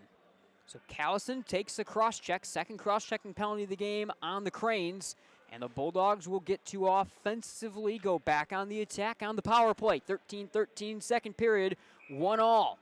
Draw to the right side of Louiselle on the far side. Smith locks horns with Timko on the draw. They get some help from teammates, and Smith lifts it out to the point. Smith, long shot, goes wide. Right corner taken by Puyo. Stripped to the puck by the Bulldogs and Barrett. Barrett fans on a shot, bottom of the right-hand circle. Puyo takes it back, looks to clear the zone. Locked up there by Kolhanek, and the Bulldogs keep possession, right point to Smith. Smith backhands, top of the right circle, got it back, shot from between the circles, goes wide. Seco backhand, can't clear the zone, tipped into, turning shot Kolhanek, goes wide, bottom of the left-hand corner. Here is Barrett, or Schroeder, on to Kolhanek. Kolhanek twisting behind the net, getting free from a couple of defenders. Reverses course again. Kolhanek locked into the boards by Seco. They tie up over the puck. Bottom of the left-hand circle. Trickles out Van Bainen. Cranks a shot. Blocked away. Left point. Smith tipping in, trying to steal the puck back away from Timko. Timko will get just enough of it to lift it down in the neutral zone. Bulldogs and Landon Smith reset the offense. Smith to center ice. Tips through the stick of Holloman. Twisting down into the right-hand corner of the Crane end. Off the boards, Will Noddle takes and cranks one to center ice. Stonehouse for the Bulldogs. Throws off the far boards right in front of the Grandville bench, where Schroeder looks to backhand against a pair of defensemen. It's tipped away from him. Down into the Grandville end. 40 seconds to go on the Grandville power play. Here's Holloman, 3-on-2 rush to Stonehouse. Right circle, shot, goes wide. Left point corralled by Rabers. Rabers throws one around to the right circle. Pinching over on this one is the sophomore defenseman Vanderveen. He has it poked back free from him to the neutral zone. 20 seconds on the Bulldog power play. Stonehouse motors into the offensive zone. Drops it left circle. On to Fields. Fields backhand in front. Save made. Rebound twists out to Noddle in the corner. Noddle near corner. Lost the puck to Fields. 4 seconds on the power play. Fields right point to Vanderveen. Twisted Stonehouse right circle. We're back to even strength. At center ice, Jonah Rabers loses the possession. It's Sidjo coming fresh off the bench up the near side. Motors in behind Karras. Leaves one right circle that's backhanded behind the Bulldog net. Fields to the far side to Vanderveen. Vanderveen on to Venaklaas, trying to exit the zone with the backhand pass. Unable to do so. Stolen, sent in behind the Grandville net by the Cranes and Horton. Horton locked up there by Fields. Vanderveen, far side, throws a check back onto Fields. Fields, Venaklaas, locked up at the far point. He's able to turn, twist, give it the length of the ice, and that will be an icing. His first there is Patrick Nutton. 10:30 to go, second period, all knotted at 1. Bulldogs scored in the first, and the Cranes able to find the back of the net with Callison here in the second.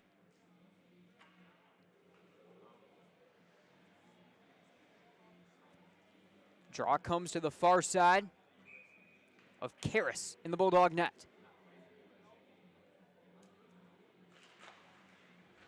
Extended tie up. Timko able to twist it out to the point for Versfeld. Versfeld shot, corralled left circle by the Bulldogs' Gardine.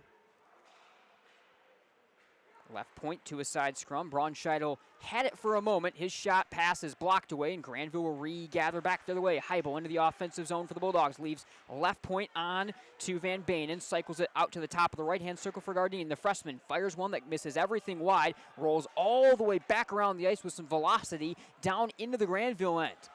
Van Bainen forced to regather behind the Bulldog net. Up the far side. Lost it, regathers. Gets some help there from Wildman. And the Bulldogs clear to center. Pass tips around between the blue lines. Bulldogs send one through the stick of Willman into the offensive zone. And Grandville gets the possession with Van Banen at the left circle. Van Banen motors behind the net, centering feed, poked away, backhanded as far as the right-hand circle where Gardine chips in on this one and throws it back down behind the net. Out of the left corner, Willman with some pace, turning around to this shot, throws one up high, glove down, taken by Gardine. The freshman angles to the left-hand side, tries to backhand along, tipped away from him by Conti. Conti settles and throws it back the length of the ice for another icing. 9:17 second period. Offensive zone draw for the Bulldogs. This time coming up, draw will be to the right side of Steve Lewisell.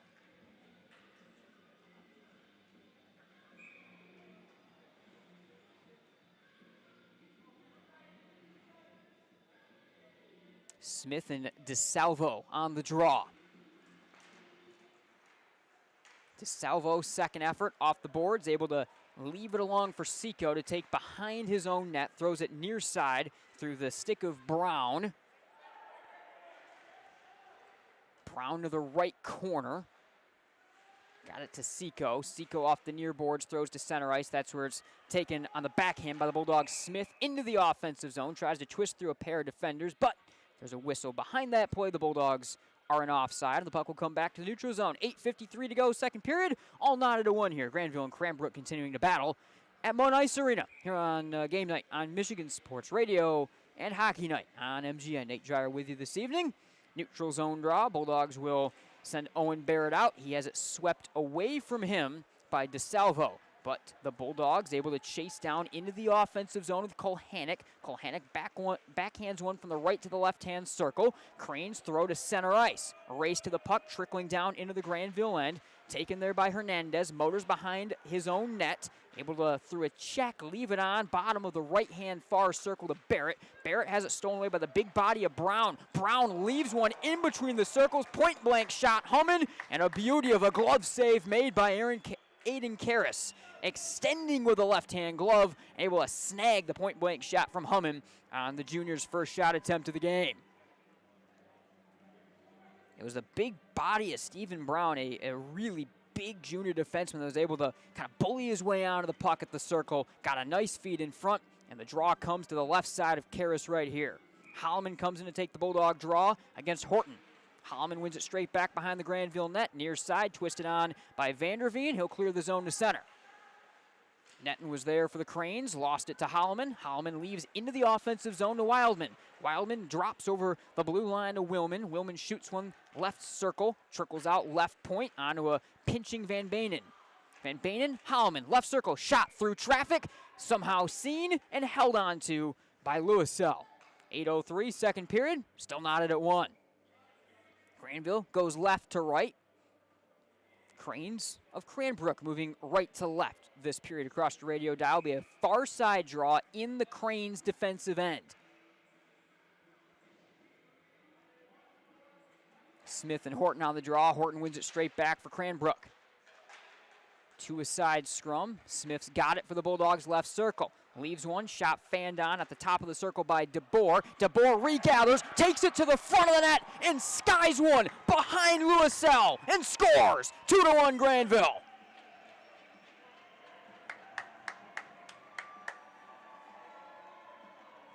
What a play by Luke DeBoer, kind of fanned on the first one, able to stay with it, send one right over the shoulder of this junior netminder, and he puts the Bulldogs back on top.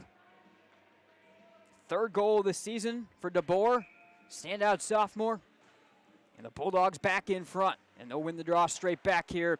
Some good work in the faceoff dot again by Landon Smith. Cranes able to gather at center out of a little bit of a scrum off the one draw. Sent behind the Grandville net. Van Banen sweeping near side to far side. Throws one off the boards. At the right circle, Hank Callison, the Cranbrook goal scorer in this one, able to gather. Throw it down to Van Banen alongside his own net. Van Banen's shot cannot exit the zone. Chipped back down behind the Grandville net. Far side. Jonah Rabers throws it off the near boards. DeBoer back to Rabers behind the net. Far side to Schroeder. Schroeder locked up by a pinching Seco into the corner. To his side battle over this puck. Van Banen's got it on the backhand. He's been very active with the puck on his stick for Max Van Banen. Grandville clears the ice, trickles down into the Crane end. Nice play made by Smith. Smith able to steal the puck away, twist through a couple of defenders, backhand shot, save made, rebound onto Schroeder, fires one that's blocked down, taken by Seco, far corner, trying to throw it to the near side. Puck is stolen away by a chasing Venaklaas. Venaklaas backhand save. Crane's looking to clear the zone one more time. This time they're able to pitchfork one all the way down past the Grandville net, and that'll be an icing. Something or nothing into something right there for Grandville offensively. Able to get a couple really good looks. Venaklaas, that backhander, as the Bulldogs able to keep a forecheck and able to get some offensive looks off on Louiselle, fresh off Grandville, putting themselves back up. 2-1, Bulldogs, 6:43 to go in the second period. Draw to the far side, to the right-hand side of Louiselle in the Cranbrook net. Myers and Saijo on the draw. Saijo wins it to the corner. Twisted on by Schmidt behind his own net. Throws to the near side. The big body of Stephen Brown backs his way to center ice. Left one onto the Spartan logo where the speeding Charlie Myers takes it for the Bulldogs into his own end. Throws it down to the Crane line. At the Crane line off the near side. Netton throws it down past the Bulldog line. Trickles down in behind the Grandville net. No icing called. Dogs off the near side. Gather here with Gardine. To center ice through Venaklaas, able to lock up his man, leave the puck on to a chasing Myers. Into the offensive zone, Myers knocked off the puck, chases it back down left corner. He gets tangled up to a side scrum. One more time, Myers gathers, locked off the puck again. Kulhanek tries to chase. He lost it to the sweeping Patrick Netton, who will clear it harshly. The length of the ice, that's another icing. Just under 6 minutes to go, 5:59 in the second, 2-1 Grandville. Both teams with a goal in the second period.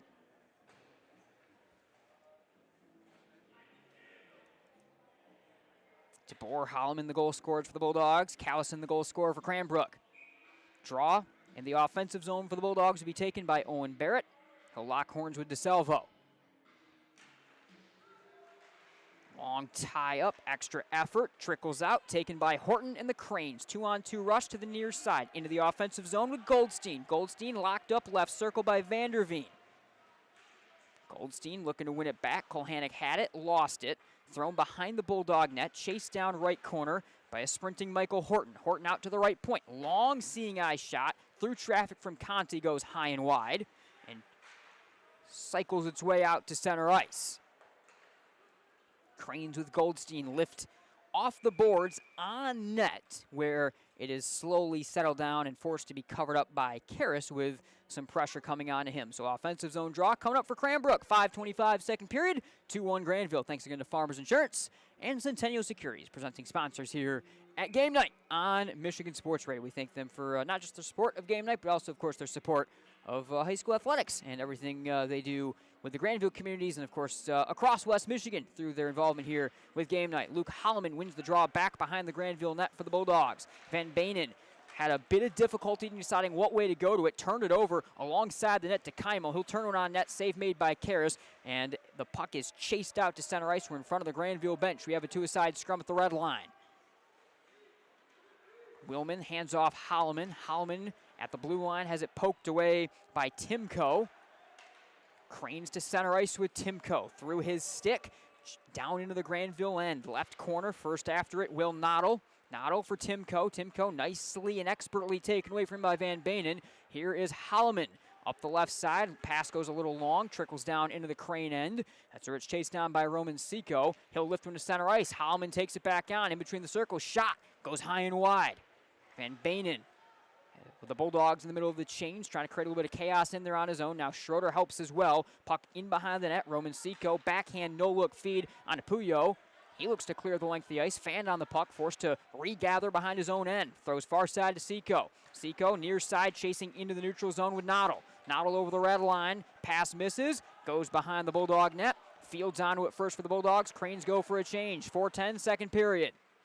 Center ice, Saijo turning shot. Behind the Grandville net, Karras comes out to play it, backhands to the near side.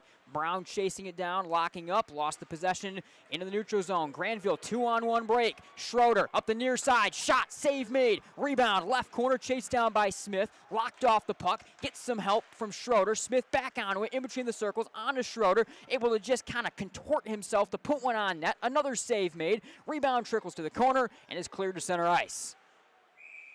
Vanderveen there, angling back to the left side, looks to throw one off the glass and down in behind the net, but instead throws it hard into the Grandville bench. 3:38, second period, 2-1 Bulldogs.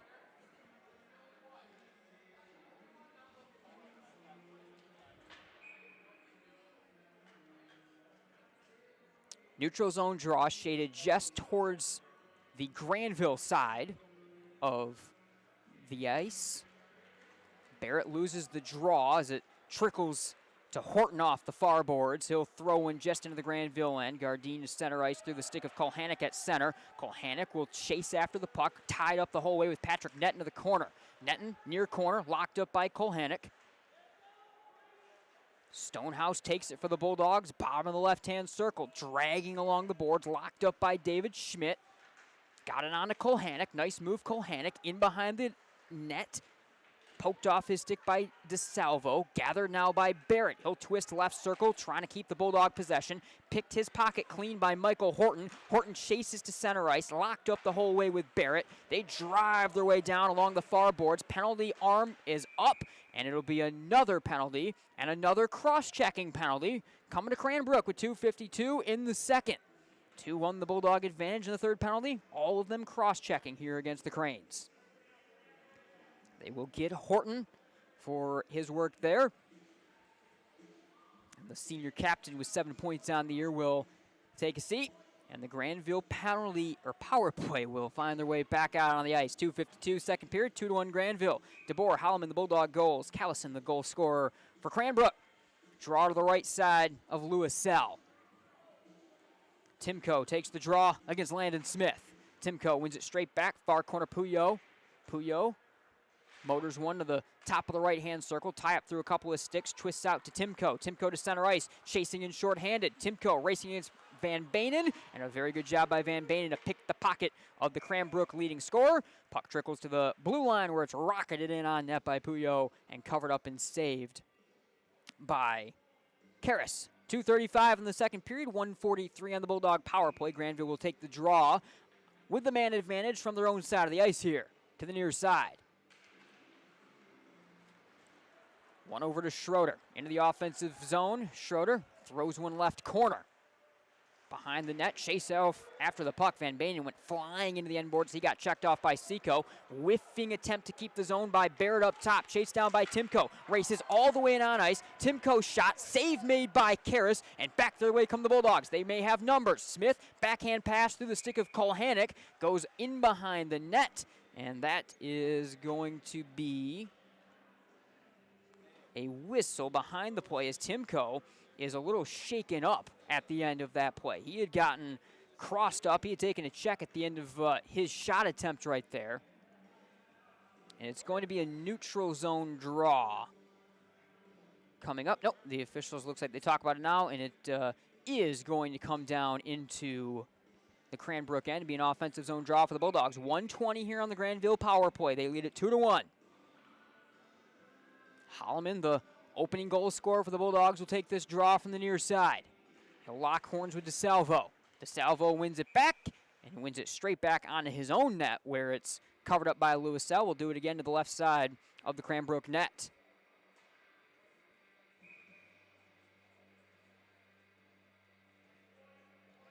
.208 in the second period. Bulldogs win it over to Fields. He'll cycle into some open ice, left circle. Long, hard shot goes wide from Jonah Rabers. Fields, right circle, whiffs on it, and the puck will be cleared the length of the ice to Sidjo on net where Karras comes out to play it. First half of the power play gone. Third cross-checking penalty of the game against Cranbrook. Holloman, center ice, tries to send one across the ice that's tipped right back to him at center. Vanderveen into the zone for the Bulldogs. Locked off the puck with a check from behind from Sidjo. Near corner, David Schmidt for Cranbrook. Hands it over to Netton, who will clear the zone to center. 38 seconds on the Bulldog power play. They'll reset their offense here. Inside a minute and a half in the second period. Vanderveen into the offensive zone with Stonehouse. Shot from the right circle. Blocked down. Ricochet and rebound to the right circle. Up top for Fields. Fields, seeing eye shot, score! Trammell Fields lets it go through traffic. I don't think it was tipped. It finds its way through. Stonehouse was in there And Fields able to collect a 2-goal lead for the Bulldogs. Second goal of the year for the Bulldogs senior defenseman captain. This time on the power play. Grandville goes 1 of 3 with the man advantage now. And the Bulldogs with 1:11 in the second period lead it by a pair of goals. Great shot, seeing eye, like I said, through traffic for Fields, able to top shelf that one. And the Bulldogs go up a pair of goals, and right away they will chase into the offensive zone. Taken well off a pair of Bulldog sticks by Keimel. Throws to center, sent back in to the Cranbrook end, and Seco. Seco clears to center, twisting shot from Heibel into the zone. Seco locks it up at the far circle. Sends one across the ice. That'll go the length of the ice. It'll be an icing.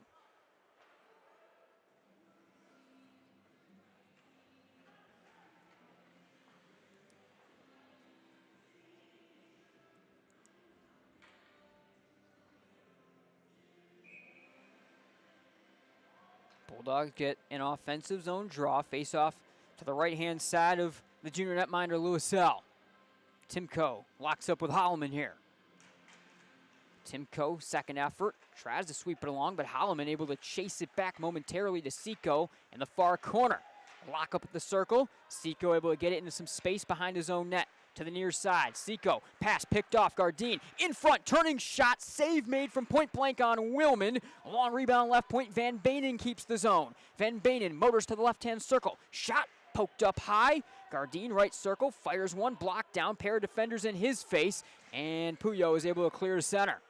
Bulldogs looking to keep a little bit of pressure, backhanded into the zone by Willman. Now the Dogs will go for a change. 17 seconds in the second period. A rink-long pass, misses at center, looking for Will Noddle, goes behind the Bulldog net, and Grandville gets an offensive zone draw with 12.6 on the second period clock. Grandville winning the game 3-1, now winning this period 2-1 off the power play goal from Fields.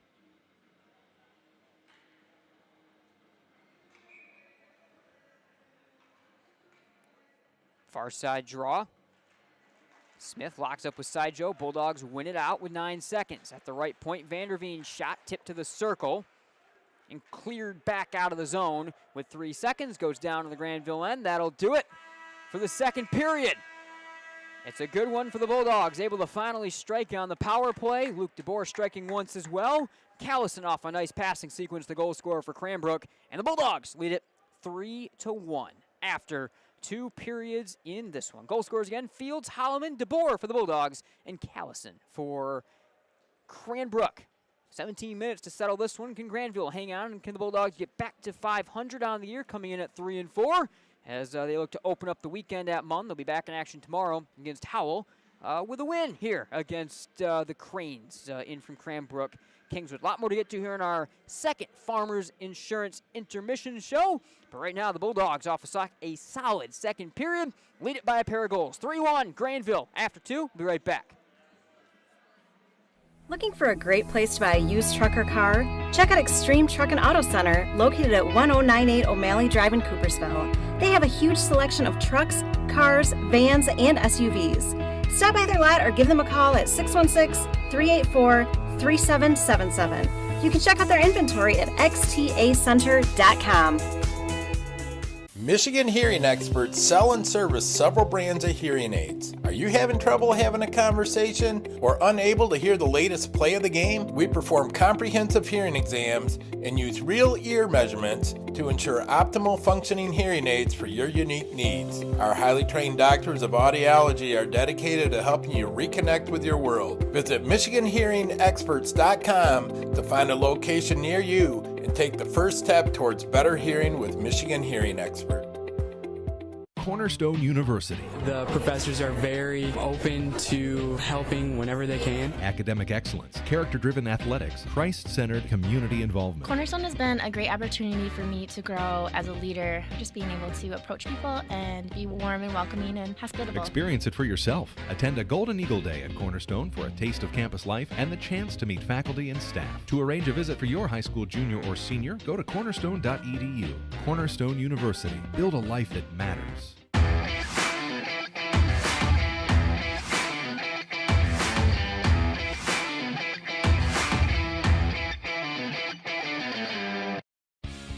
The Grand Rapids Sports Hall of Fame celebrates the city's rich sports history by honoring prominent West Michigan athletes and those who have contributed greatly to sports on a local, state, or national level. A class is elected each year and then honored at an induction ceremony in the fall. They also prevent annual events in support of West Michigan athletics, and they raise funds to support local youth organizations and charities. Follow them on Facebook or check out the pictures and biographies of all 181 inductees at grshof.com.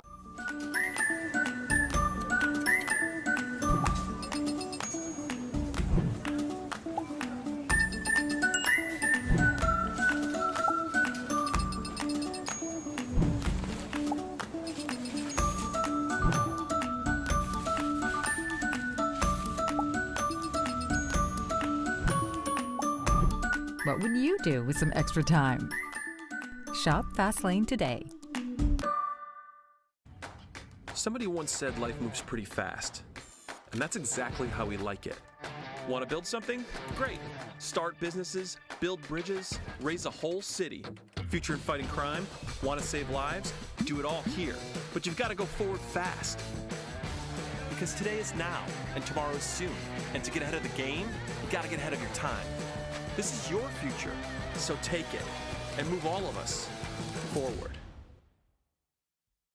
Are you looking for a new career? Aetna Supply is hiring. Aetna Supply is Michigan's #1 plumber wholesaler, servicing local customers for over 50 years. They offer great benefits, a 401k with company match, quarterly bonuses, and no Sundays. Once again, check them out at aetnasupply.com/careers or click on their logo on the Michigan Sports Radio homepage.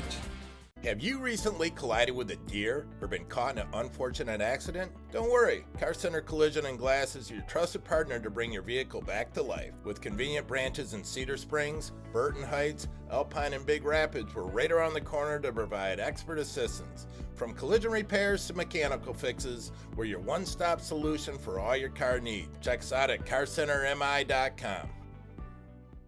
Can you name the 10 winners of the Nobel Peace Prize or the last 5 Miss Americas? The point is the applause dies and the achievements are forgotten. But can you name 3 friends who helped you through tough times or teachers who encouraged you in school? We remember those who make a difference in our lives. I'm Randy Hansen, president of Centennial Securities. What matters to us are the personal relationships we have with our clients, helping them build a secure financial future. As a Centennial Securities customer, you know what I mean. If you're not, isn't it about time? Member SIPC and FINR.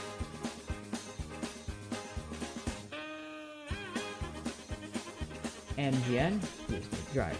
I am Chandler 2. Oh, wow.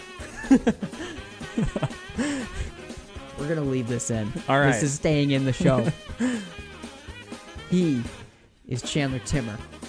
I am Nate Dryer. This is what happens when you work together for 6 years. The names are one. We're just one, yeah. Chandler Timmer, Nate Dryer. Chandler Timmer, Nate Dryer. Michigan Game Night, Tailgate Report. We clearly have to stop talking. I do at least. I will see you all. I see you too. Friday night, Grandville, Wyoming. I think 6:30. We're on the air for that. Goodbye.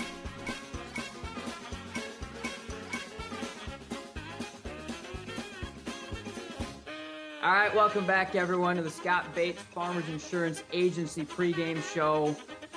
And he has returned. He's still on the beach. We've been bugging him about it all week long, but Chandler Timmer joins me here on the Bates Agency pregame show. CT, you seem to be doing better than the rest of us. Yeah, I know, it's pretty nice down here. I kind of like covering basketball this way. I'm sure you do. Looking to this moving forward. I can't blame you one bit. All right. Rather than just always relying on one player. Yeah, Scott Bates Agency pregame show continues here on Game Night on Michigan Sports Radio. CT, I think the next thing that you have to mention most notably in this contest is break me every time still. Every single time that happens, it gets me. The winners still go to the Heartland student section last year at the Breslin Center. Those guys win every time. Season. And we'll wrap up our broadcast with the Heinz Orthodontics smile of the game. Grown at that point guard position. Tough backcourt in general. Getting to some of those other pieces that we have out there. After 3 years, it finally almost came down on me. Good catch. I don't know what kid caught that, but that was a good catch. But regardless, a tough backcourt.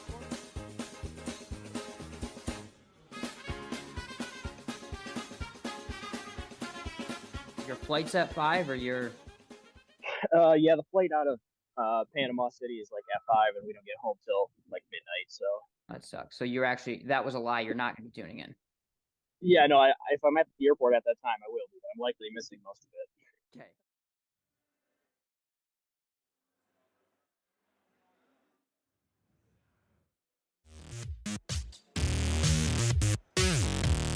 All right, welcome back here to Munn Ice Arena. Nate Dreyer with you. Shout out to Chandler, who's not with us and probably not listening, like in that clip this evening. If he is, hello, Chandler.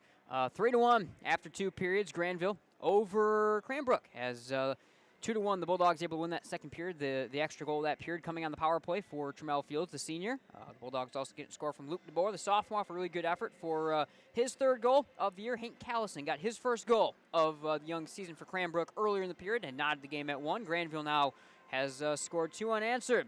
As we continue to get a little bit closer to the final period of play in this one, in 17 final minutes, we'll see if Cranbrook can come up with the comeback and try to find their way over 500. They came in 4-4-1 on the year. Or if the Bulldogs are able to get back to 500 for Coach Brazil and open up this weekend at Munn Ice Arena in top fashion for the Bulldogs. So both teams will get ready to come out and get quick skate around and get on the ice in just a moment. We'll be right back here. Thanks for tuning in to the second of our Farmers Insurance Intermission reports. The 76 Diner and Truck Stop would like to invite you and your families to come and check out their diner.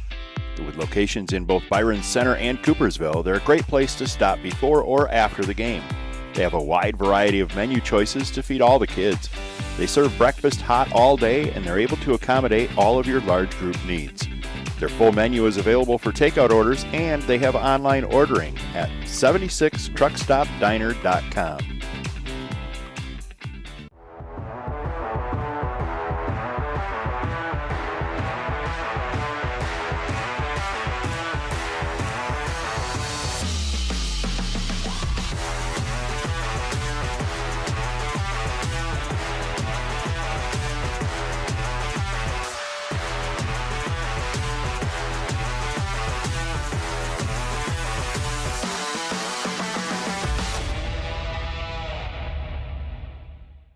Cornerstone University. The professors are very open to helping whenever they can. Academic excellence, character-driven athletics, Christ-centered community involvement. Cornerstone has been a great opportunity for me to grow as a leader, just being able to approach people and be warm and welcoming and hospitable. Experience it for yourself. Attend a Golden Eagle Day at Cornerstone for a taste of campus life and the chance to meet faculty and staff. To arrange a visit for your high school junior or senior, go to cornerstone.edu. Cornerstone University. Build a life that... This is a beautiful time of year, but for many, it is also the beginning of allergy season, which means lots of sneezing, itchy, watery eyes, runny nose, constant drainage, or ear pressure. These are all allergy symptoms we regularly treat. Don't let your allergy stop you from enjoying what you love to do outdoors. We have several ear, nose, throat, and allergy specialists ready to see you. Find us online at MichiganENTallergy.com. We look forward to helping you enjoy the outdoors again. I get a little bit closer here to puck drop and the third and final period here from Munn Ice Arena. Thank you again for joining us here on Game Night on Michigan Sports Radio. First time tuning in, maybe you're more locked in on the hockey side of things. We will have a little bit more hockey, especially come playoff time, and we're able to kind of slip things in to our evolving winter schedule here on Game Night. Make sure you follow us across social media at MI Game Night on Twitter X, along with on Instagram, Facebook, and, of course, on YouTube, where some of you may be tuned in to our In the Booth radio coverage this evening at MI Game Night. Again, where you can find all of us, and, of course, find us on MichiganGameNight.com and the MGN page on Michigan Sports Radio, MichiganSportsRadio.com/MGN. My name, again, is Nate Dreyer. Normally, I'm joined by Chandler Timmer. You saw some of a little bit earlier on. He is off this evening. We'll be back as we're going to be back on the hardwood next week as a couple of home games for the Grandville Bulldogs. We will have for sure the second of those games as Grandville takes on Byron Center in a backyard Bulldog battle in that contest, and then also looking through some of our other schedules. So make sure you stay tuned to us on social media. Both teams are, we just had the horn getting ready to come out of their locker rooms and start the final period of play. 17 fresh minutes, clean sheet of ice here at Munn Ice Arena. Officials out first. Both teams will come out of the tunnels, and we'll get ready to rock and roll here from East Lansing. 3-1 Grandville after 2 periods. Fields, DeBoer, and Holloman. The goal scorers for the Bulldogs, it was Callison. The goal scorer for Cranbrook off the feed from Braunscheitel and Seco on their lone goal. Aiden Karras in net for the Bulldogs, the sophomore. It's the junior Steve Lewis-Sell in net for the Cranes. Again, both teams back in action tomorrow here at Munn Ice Arena as the Bulldogs will have Howell in that next game, the host of this event. Again, thanked him at the top. Thanks to Rocky Johnson, the head coach of Howell, for putting on this event, but also kind of his work to help get us situated here. A great location. I've actually sat in the same location with some of my work I did back in college at Grand Valley State at center ice, right on top of the seating bowl. So great location here at Munn Ice Arena, and the Bulldogs are looking to get back to 500 on the year. Grandville in the traveling all maroons. The numbers, lettering, and trimming in white. Grandville on an angle written across the chest, kind of in the style of the New York Rangers. It's the home white sweater with navy blue pants, navy blue helmet, numbers in navy blue with the Cranbrook crest across the chest for the Cranes. Bulldogs get their final word in with their coaching staff at their own bench. Again, Grandville benched on the far side of the ice. The near side of the ice is where Cranbrook is benched, kind of a unique feature of Munn Ice Arena with the benches on opposing sides here at Michigan State, kind of complicating and changing a little bit of some of the changes and the way that the period of the long change may exist a little bit differently with where the teams are each dealing with the same kind of situations at all time and mixing things up a little bit. So here we go. Both teams will skate around. Both teams get ready. Same netminders, Lewis-Sell and Karras return to their nets. Lewis-Sell with white pads, a helmet with a kind of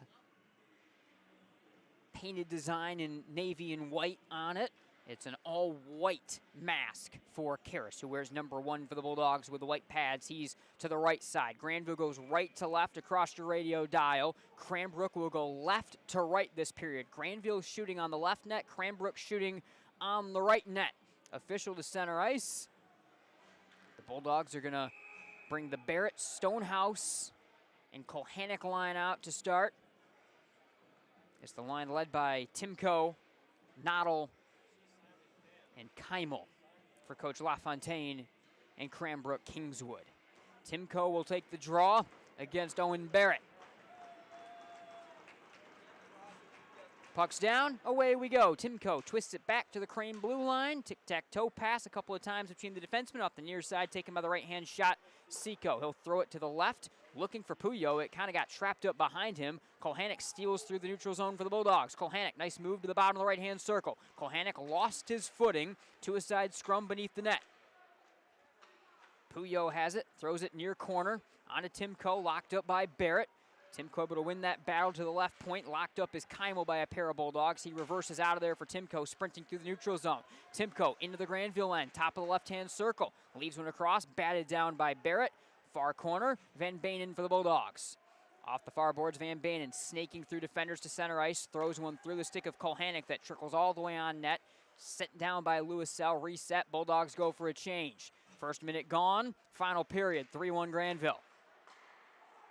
Through the neutral zone up the right side is Horton. Horton into the offensive zone, left a pass that was kind of behind the chasing Goldstein. He got locked up. Second chance with Karras sprawled out of the net, goes high and wide, and the Bulldogs able to save it back to center ice. Cranbrook resets the offense off the far boards with Goldstein. Goldstein chasing in, against Gardine behind the net. Fields has it near boards for the Bulldogs. Tries to exit the zone, instead sent it off the legs of DeSalvo. DeSalvo right circle, gave it on to Horton. Horton, DeSalvo in between the circles. Shot goes high and wide to the left. DeSalvo chases back down, far corner on the Grandville end. To the near corner, tic-tac-toe pass right in front. Braunscheitel had a great chance. That got picked off his stick, and the Bulldogs regather back the other way through the neutral zone, thrown off the left boards by Smith, and that one trickles up and out of play. 15-15 third period, 3-1 Grandville. Draw will come to the neutral zone on the near side, towards the Cranbrook end. Sidjo will take the draw against Holloman. Holloman's second effort, able to get it onto the tracking Willman. Willman lost it to Sidjo, pushes it past him into the offensive zone. Attacking with a lot of pace right now is Cranbrook into the offensive zone. They're playing with some of the biggest energy we've seen out of them offensively yet, down a couple of goals. Cranbrook into their own end, near side netting. Got it to the blue line, and Braunscheitel through the stick of Sidjo. Sidjo throws it to the Bulldog blue line to Callison, who filters it down behind the Grandville net to Vanderveen. Vanderveen far boards.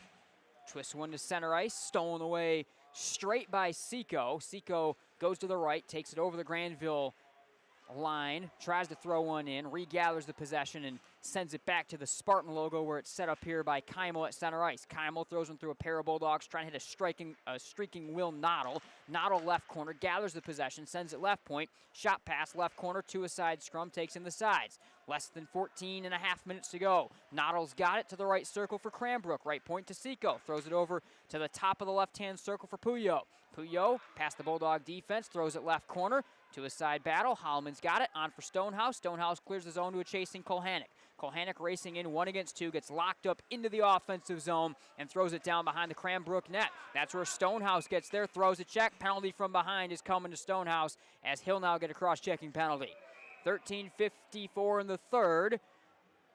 A couple extra whistles as both sides got a little twisted up at the end of things, and there was a little bit of talking, but Zach Stonehouse is going to go to the penalty box, and Cranbrook is going to have their first power play. Actually, at the end of it, Timko also going to go to the penalty box. So his talking and his twisting at the end of the play is going to result in all things being even. Both teams will send a man to the penalty box, and we'll go 4 aside here. So Timko to the box, and Stonehouse to the box. 13:54 third period. 4-on-4 coming up, draw in the Cranbrook end. Smith will take the draw against Gianluca DeSalvo.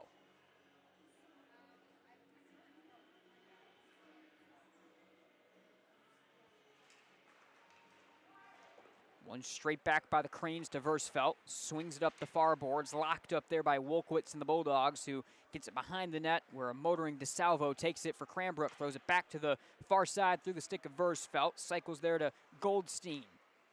Goldstein hands off to Salvo behind his own net, poked into by a chasing Smith. He was able to get one on net that trickles out to the blue line, and Cranbrook reattacks the other way. Horton splits a pair of defenders, takes it to the front of the net. Toe drag, save made. Second chance on the backhand will not go for Goldstein, with Karras sprawled out, able to make a couple of stops, and the Bulldogs look to clear. Unable to do so. Right circle, nice play made by Horton. Throws one that directs wide.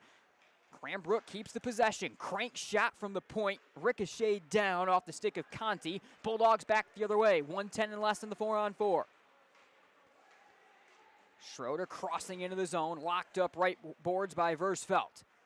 Right point, Gardine. Long shot. Trickles to the left-hand boards. Out to the left point. Van Bainen cranks one that's blocked down.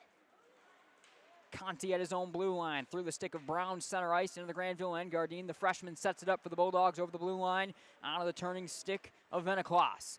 Veniklas to the Crane line, picked off, taken here by Hummin, twisting into his own end. Extra pass to center ice to Brown. Brown through a pair of Bulldogs, loses the possession. He'll chase it 1-on-2 behind the Grandville net.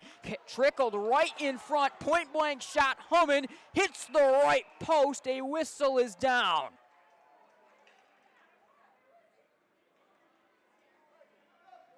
Puck got sent up into the Grandville bench. It just trickled right out to Hummin in between the circles, and he cranks one off the right-hand pipe. And the game stays 3-1, 29 seconds on this even penalty situation.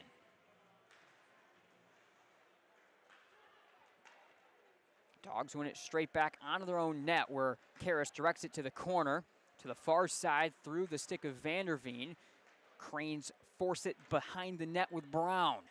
Off the far boards, chased down by Wildman for the Bulldogs. Leaves it back down for Ernesto Hernandez. Hernandez at the Bulldog blue line, throws it over the Crane blue line, in between the circles. Taken on by Netton with a good toe drag move to get away from the charging Wildman. Then he loses the possession, and Wildman chases it down. Grandville get an offensive possession out of this.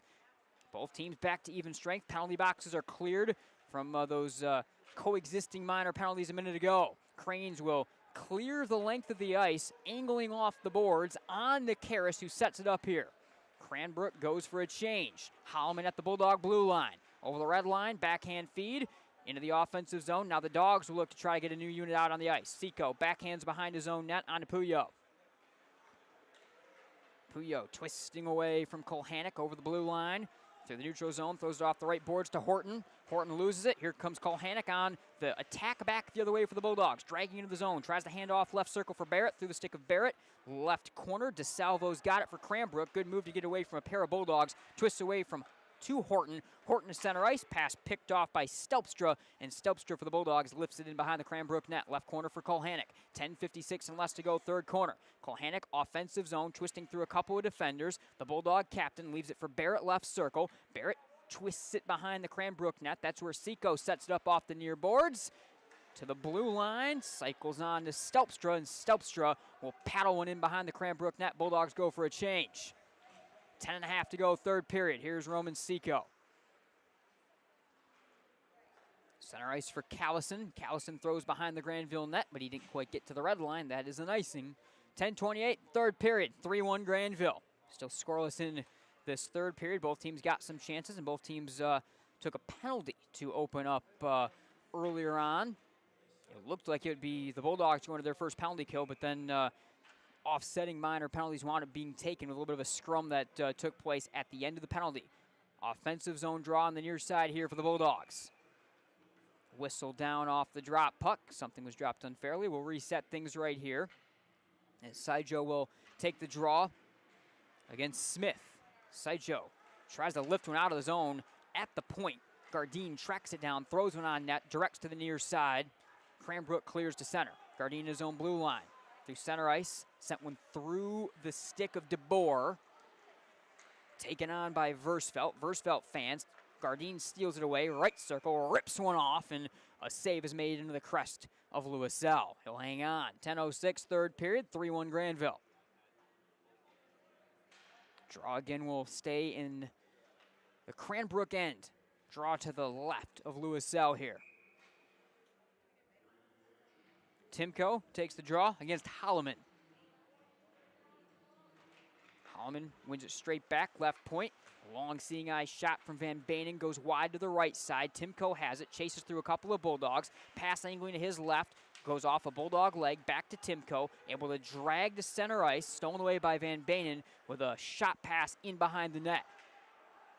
From behind his own net, Schmidt up the near boards. Extra pass center ice, picked off by the Bulldogs' Vanderveen. He'll throw it just over the blue line into the Cranbrook end. Cranes clear to center. Tie up. Holloman's got it, chasing into his own end, throws it over to the far side to Vanderveen. Vanderveen over the red line, just into the zone, chased down by Willman. Grandville get an offensive possession. Willman behind the net. Couple of Bulldogs down to the ice, couple of Cranes join them on the ice. Willman's got it, now loses it, far side to Netton. Netton angles a pass to the near side over the blue line, on to Keimel. Keimel to center, throws it behind the Bulldog net. Cranes go for a change as Owen Barrett takes it to the far side. 9 minutes to go, third period, 3-1 Grandville. Pass to the blue line to Stonehouse. Stonehouse, toe drag into the zone, lost the possession. He was poked into by Seco. Gathered here by Colhanic, though, for the Bulldogs. Throws it right circle, down on a knee. Barrett fans on a shot, and it trickles on net where Louiselle makes the stop. 8:56, third period, 3-1 Bulldogs. Draw to the left side of Louiselle coming up. Munn Ice Arena this evening. Again, thanks to Farmers Insurance and Centennial Securities, presenting sponsors of Michigan Game Night and Game Night on Michigan Sports Radio. Big night here on MSR. A lot of action across our network that'll continue to pick up as Michigan Sports Radio moves throughout this winter season. Bulldogs win the draw from the right point, cycled behind the net by Jonah Rabers. Left corner, Heibel's got it for the Bulldogs. He's taken off the puck. Venaklaas had a chance at the free puck, but Seco pokes it away from him. Seco give-and-go pass, got it back center ice, throws to his left side into the offensive zone with Callison. Callison chases the puck left corner, back onto Seco. Seco back to Callison left circle, trickles out to Puyol, who one hand sticks it along off the left wing boards. Goes behind the Grandville net. Bulldogs cycle it to the neutral zone, and we've got whistles down as the puck bats back and forth over the blue line, and a offside is called. 8:20 to go, third period, 3-1 Grandville over Cranbrook. Neutral zone draw, near side. Cranbrook attacking to the Bulldog net on the right. Bulldogs shooting left. Sideshow on the draw against Landon Smith. Second effort, taken out of there by Callison. He lost his footing trying to take it to the Grandville end, and Trammell Fields will clear it off the glass to center ice. At the red line, Callison throwing into the offensive zone to Braunscheidel. Braunscheidel down low, tight angle shot on net, save made by Karras. He'll hang on, 8:04 in the third, 3-1 Grandville. Draw coming up to the left of Aiden Karras.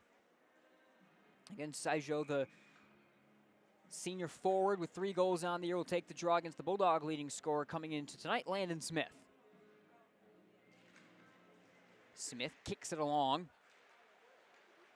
Vanderveen had it, lost it, shot from the point through a couple of bodies, save made by Karras.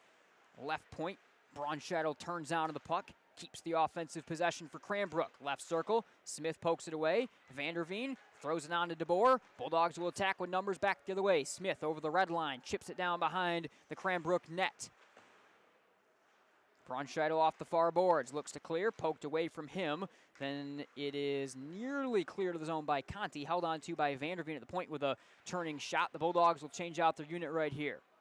Right now, Gardine all alone in the corner trying to keep the offensive possession for the Bulldogs. Cranbrook will clear the zone down into the Grandville end. Vanderveen motors onto it. Cranes change out their unit. Gardine at the Bulldog blue line, lost the handle to Keimel. Sent to the right circle. Vanderveen off the boards, clears back to center ice. One hand chased along by Willman. Willman drags in the offensive zone, turns off left circle. Turned his back, gave it on to Holloman left corner. Holloman tips a pass off the backboards, cycles to the far side of the ice. Twisted there and taken by Schmidt and Cranbrook. Right corner, fresh on the ice. Luke Wildman wildly chases in after that puck. Stole it away for a moment. Lost it to the near left-hand corner. Holloman takes it back away from Netton. Throws a shot that goes wide. Corralled near side by Keimel, who raised to center ice. Keimel twisting over the Spartan logo over center ice. Throws it to the left-hand side of the Bulldog net. He'll chase it down there. Left one that tips up high at the left circle. 6.5 to go, third period. Shot sits, or puck sits at the left circle. Shot ripped off by Timko, and a save made by the glove of Karras. He'll hang on. 6:26 third period, 3-1 Grandville. Scoreless in the third so far, as we are past the 10-minute mark of this period. Far side draw. DeSalvo will draw it up with Barrett here. Cranes win it out. Right point to Seco. Seco left point to Puyo. Puyo shot through traffic, whistles wide. Seco at the point, corrals it, sends it behind the Grandville net, twisted left circle, out to the left point for Puyo again, off the boards. Barrett steals it away, backhand feed off the boards to center ice, regathered by Cranbrook in their own end, and thrown down past the chasing stick of Michael Horton. He will get there first, though, into the right corner of the Bulldog zone, past Fields. Fields steals it away as the puck got kind of caught in the ice a little bit. Right circle, Horton takes it back away, centering feed, poked by Kolhanek to the top of the zone, held at the blue line by the turning backhand of Seco. Puck cycles right point to Puyo, has it poked away from him as he tries to keep it by Stonehouse. Stonehouse, 1 against 2, chases the puck down into the Cranbrook end. At the blue line, Schroeder joins. Stonehouse backhands in between the circles, taken, chasing off the far boards by DeSalvo. He'll clear the zone. Grandville will change out their unit, get back on side. 5:20 to go, third period, 3-1 Grandville. Puyo on the attack through the neutral zone for Cranbrook. No-look feed over the red line on to Humman. Humman drags into the zone, leaves a backhand in behind the Grandville net. He'll chase Vanderveen down. Humman's got it. Feed to the circle, tips back to him, top of the circle.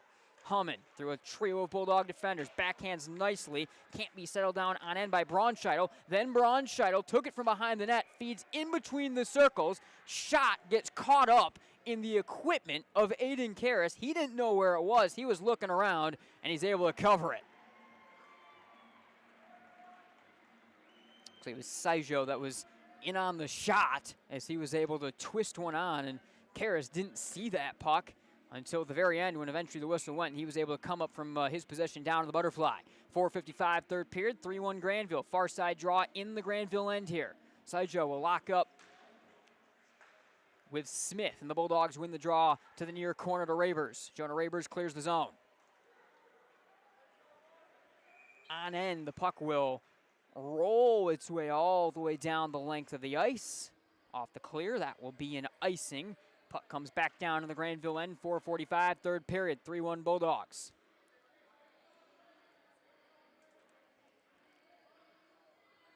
Draw to the left here of Karras. Timko will take the draw against Landon Smith. Timko gets kicked out. Nope, he'll just reset things, and Timko backhands along, tying up over the draw. Bulldogs able to win it over to the far side onto DeBoer. DeBoer trickles one to center ice. Taken there by Netton. He gets checked into by a chasing Luke DeBoer at center ice. Puck bounces high in the air. Curling with it is Schmidt into his own end. Checked off the puck by Schroeder. Followed up by Kolhanek, trying to chase through a pair of defenders. Lost the handle down behind the Cranbrook net to Patrick Netton. Netton off the near boards. Throws one along. There's some back and forth hand fighting. No whistle down. Is down on the ice here is Keimel after he got tied up with a Bulldog. In the neutral zone, Timko lost the handle to Barrett. Barrett over the blue line, throws it off the left-hand side. To center ice, Van Banen off a Cranbrook clearing, gets over the red line, throws it down behind the Crane net. Set up there by Lewis Sell. He'll throw into the corner that Stonehouse steals away. Up to the point, on to Van Banen. Van Banen lost the handle, but then with a 3-on-1 break that would have been coming the other way, he's able to tip one back down into the offensive zone. The Bulldogs go on the counterattack. Right-hand circle, Barrett chasing in, rips off a wrister, and a save made by Lewis Sell. 3:36, third period, 3-1, Grandville.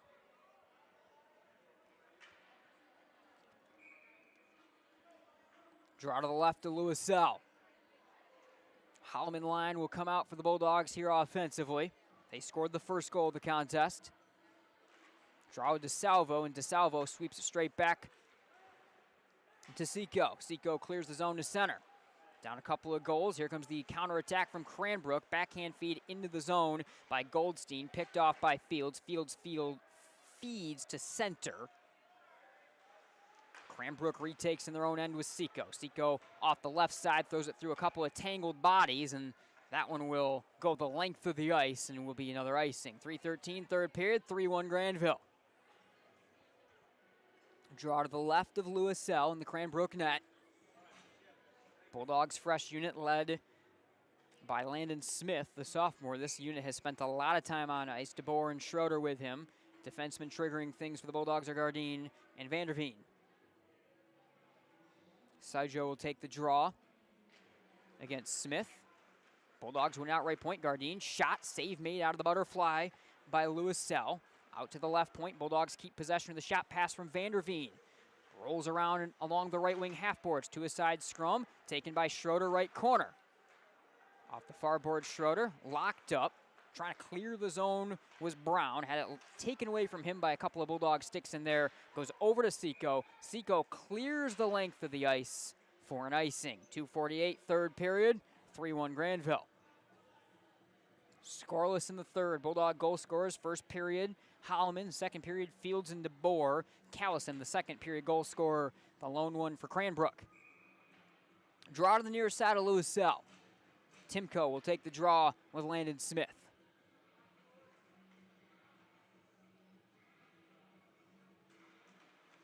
Timko wins it back across his net to the far side. Corralled by Will Noddle. Noddle motors out of the zone. Throws a center ice pass on to Timko. Timko drags into the offensive zone. Left circle against a pair of Bulldogs. Trying to motor his way along. Fires one left point. Goes through the stick of Versfeld. Unable to keep the zone. Smith corrals the puck. Throws it off the boards to center ice where Timko has it. He'll chase into the offensive zone. Timko right circle. Shot blocked down by Vanderveen off the glass. Right point controlled by Conti, but he then loses the handle to center ice. Versfeld left to reset the offense. Kolhanek steals it away from him. Kolhanek in between the circles offensively, poked away from the puck. Shot from Schroeder, ricochets wide. Cranbrook will clear the zone, or attempt to clear the zone, with Callison blocked back to him. Callison to center, throws one on to Noddle. Noddle stripped to the puck by Fields in his own end. Fields throws to center ice, taken there by Netton. Netton drags into the Grandville end, lost the puck near corner on a Stonehouse. Inside 2 minutes to go, 2-goal lead for the Bulldogs. Grandville clears it down onto the Cranbrook net. Paddled along near side on to Schmidt. Schmidt to the far side over the blue line on to Saijo. He'll take it, on to Goldstein. He'll throw it off the glass, chase down in behind the Grandville net. Couple of players tie up over it. Puck came free, bottom left-hand circle. Shot from Conti, or shot from DeSalvo goes wide. And the puck trickles to the neutral zone off a couple of sticks. Motoring to the right is Schmidt. Behind the Bulldog net, Fields off the far side, throws it near side into some free ice to Wildman. Wildman nearly able to clear the zone, but a late arriving Seco kept it, then lost it. Puck goes back to center ice. Cranbrook will, from their own blue line, I think it was DeSalvo there out of kind of scrum, just throws it on an angle down behind the Grandville net. That's an icing. 1:03 to go in the game. 3-1 Grandville. Lissell has remained in net for the Cranes. Draw to the near side on their own end here for Cranbrook. Bulldogs will send the Smith line out offensively here. Saijo will take the draw against him. One back to Puyo off the side of the net. Throws to the far side to Brown. Brown to Saijo center ice, lost the handle, poked ahead by Vanderveen. He'll chase in. Inside, 50 seconds to go. Vanderveen stole the possession, throws in between the circles right in front of the net to DeBoer, who lost the handle on the puck as he tried to fire off a shot. Cranbrook looks to clear. Schroeder keeps the zone. Now he loses it back to center ice. Schroeder at the red line, throws it down deep. 33 seconds and less. Here comes Seco. No chance to get Lewis out of the net yet as the Bulldogs stealed away with Kolhanek. He'll drag into the offensive zone. Kolhanek right corner with 23 seconds. In front, backhand score! Mason Schroeder, the junior, right in front of the net, trickles onto him. He's able to cycle one through, 4-1, and the Bulldogs are going to be able to secure a trip back to 500 with a win here.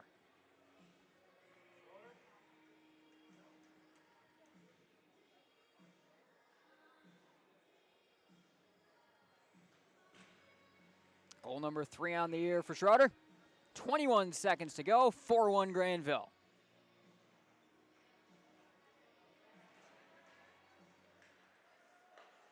Cranes win it back, sent to center ice on to Hummin.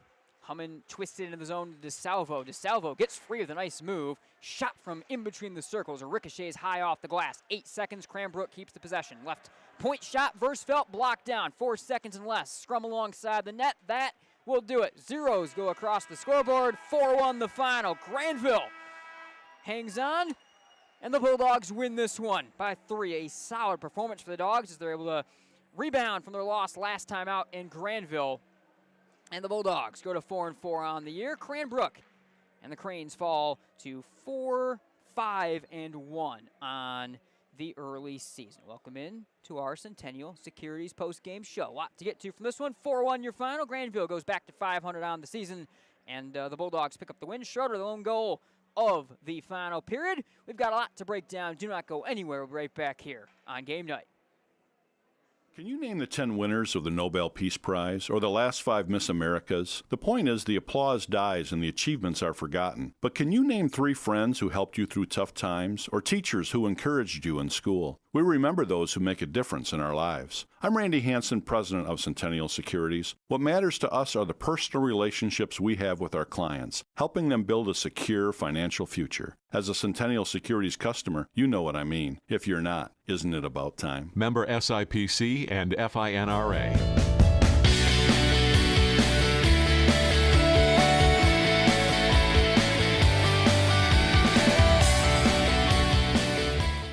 Hey everyone, Nate from Michigan Game Night. If you haven't already, make sure to check out the MGN shop. You can find it through MichiganGameNight.com or the Michigan Game Night page on Michigan Sports Radio. Click on the Buy MGN Merch button or tab on either page and find your way on over. You can check out a store that has hats, beanies, sweatshirts, t-shirts, water bottles, and everything in between, from just simple MGN logo designs to playoff featured designs, designs with famous calls and moments from MGN, and much, much more. Make sure you check out the MGN shop through MichiganGameNight.com or MichiganSportsRadio.com/MGN.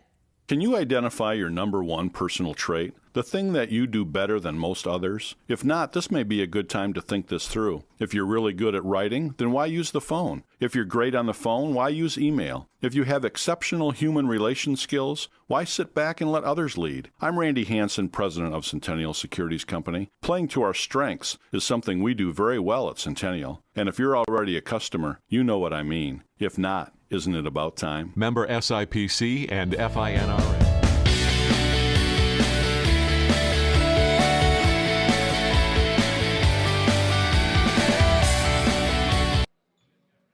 Welcome back here to Game Night. Nate Dreyer with you, wrapping up our Centennial Securities post-game show. 4-0 on the year now for the Grandville Bulldogs. They're 4-1 winners over Cranbrook. The Cranes fall to 4-5-1 on the season. Goal scorers in this one for the Bulldogs. Luke Holloman found the back of the net, along with Luke DeBoer, Tremel Fields, and Mason Schroeder all score for the Bulldogs. Hank Callison, the lone goal scorer for Cranbrook.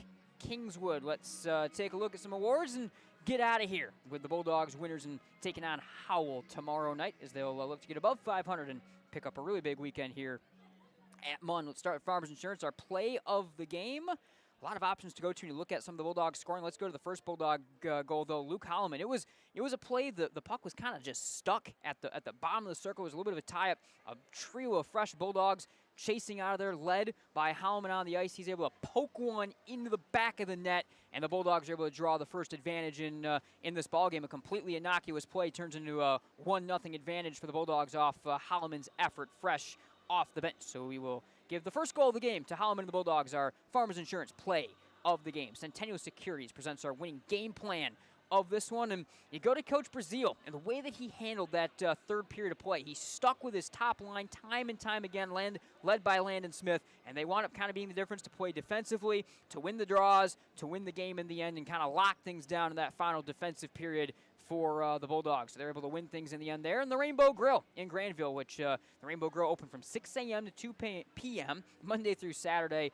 You can get half a sandwich and a side for $9.09 from 11 to 2 daily. Also, make sure you check out Wet Burrito Wednesdays from 11 a.m. to 2 p.m. The Rainbow Grill presents our Player of the Game award. A lot of options to go, but Luke DeBoer, the sophomore, he had the game-winning goal for the Bulldogs. It was another great individual effort, another goal that certainly could have counted for our Player of the Game award. And, you know, you can look at Landon Smith. He didn't score in terms of finding the back of the net, but, boy, he took a lot of draws. And, of course, Aiden Karras, the winning netminder. But we'll go the game-winning goal went to DeBoer. He had a really good individual effort, a couple other good plays as well. So Luke DeBoer, the game-winning goal, he gets our Rainbow Grill and Grandville Player of the Game award. All right, that'll do it. What a night here at Munn Ice Arena, our first hockey night on MGN of the year. Grandville 4-1 winners over Cranbrook. Thanks, of course, as always, to Centennial Securities and to Farmers Insurance for presenting Game Night on Michigan Sports Radio. We thank them. Make sure you check out MGM across social media at MI Game Night to find out exactly what our schedule is next week. We'll have Grandville versus Byron Center for sure on Friday. Boys basketball action with video coverage of that game. But keep an eye out. If we'll be at Grandville Spring Lake, or maybe we'll have a different contest or a different idea set up for Tuesday night. So make sure you keep an eye at our schedule. Grandville winners, the Bulldogs, go to 4-4 on the year. Cranbrook falls to 4-5-1. Thanks for tuning in. For Chandler Timmer, who's not here, and everyone at Michigan Sports Radio and Michigan Game Night, I am Nate Dreyer signing off. We'll see you all next time. Grandville winners over Cranbrook. And, yeah, we'll see you. What an evening here from Munn Ice Arena. We'll be back on air next week here on Game Night.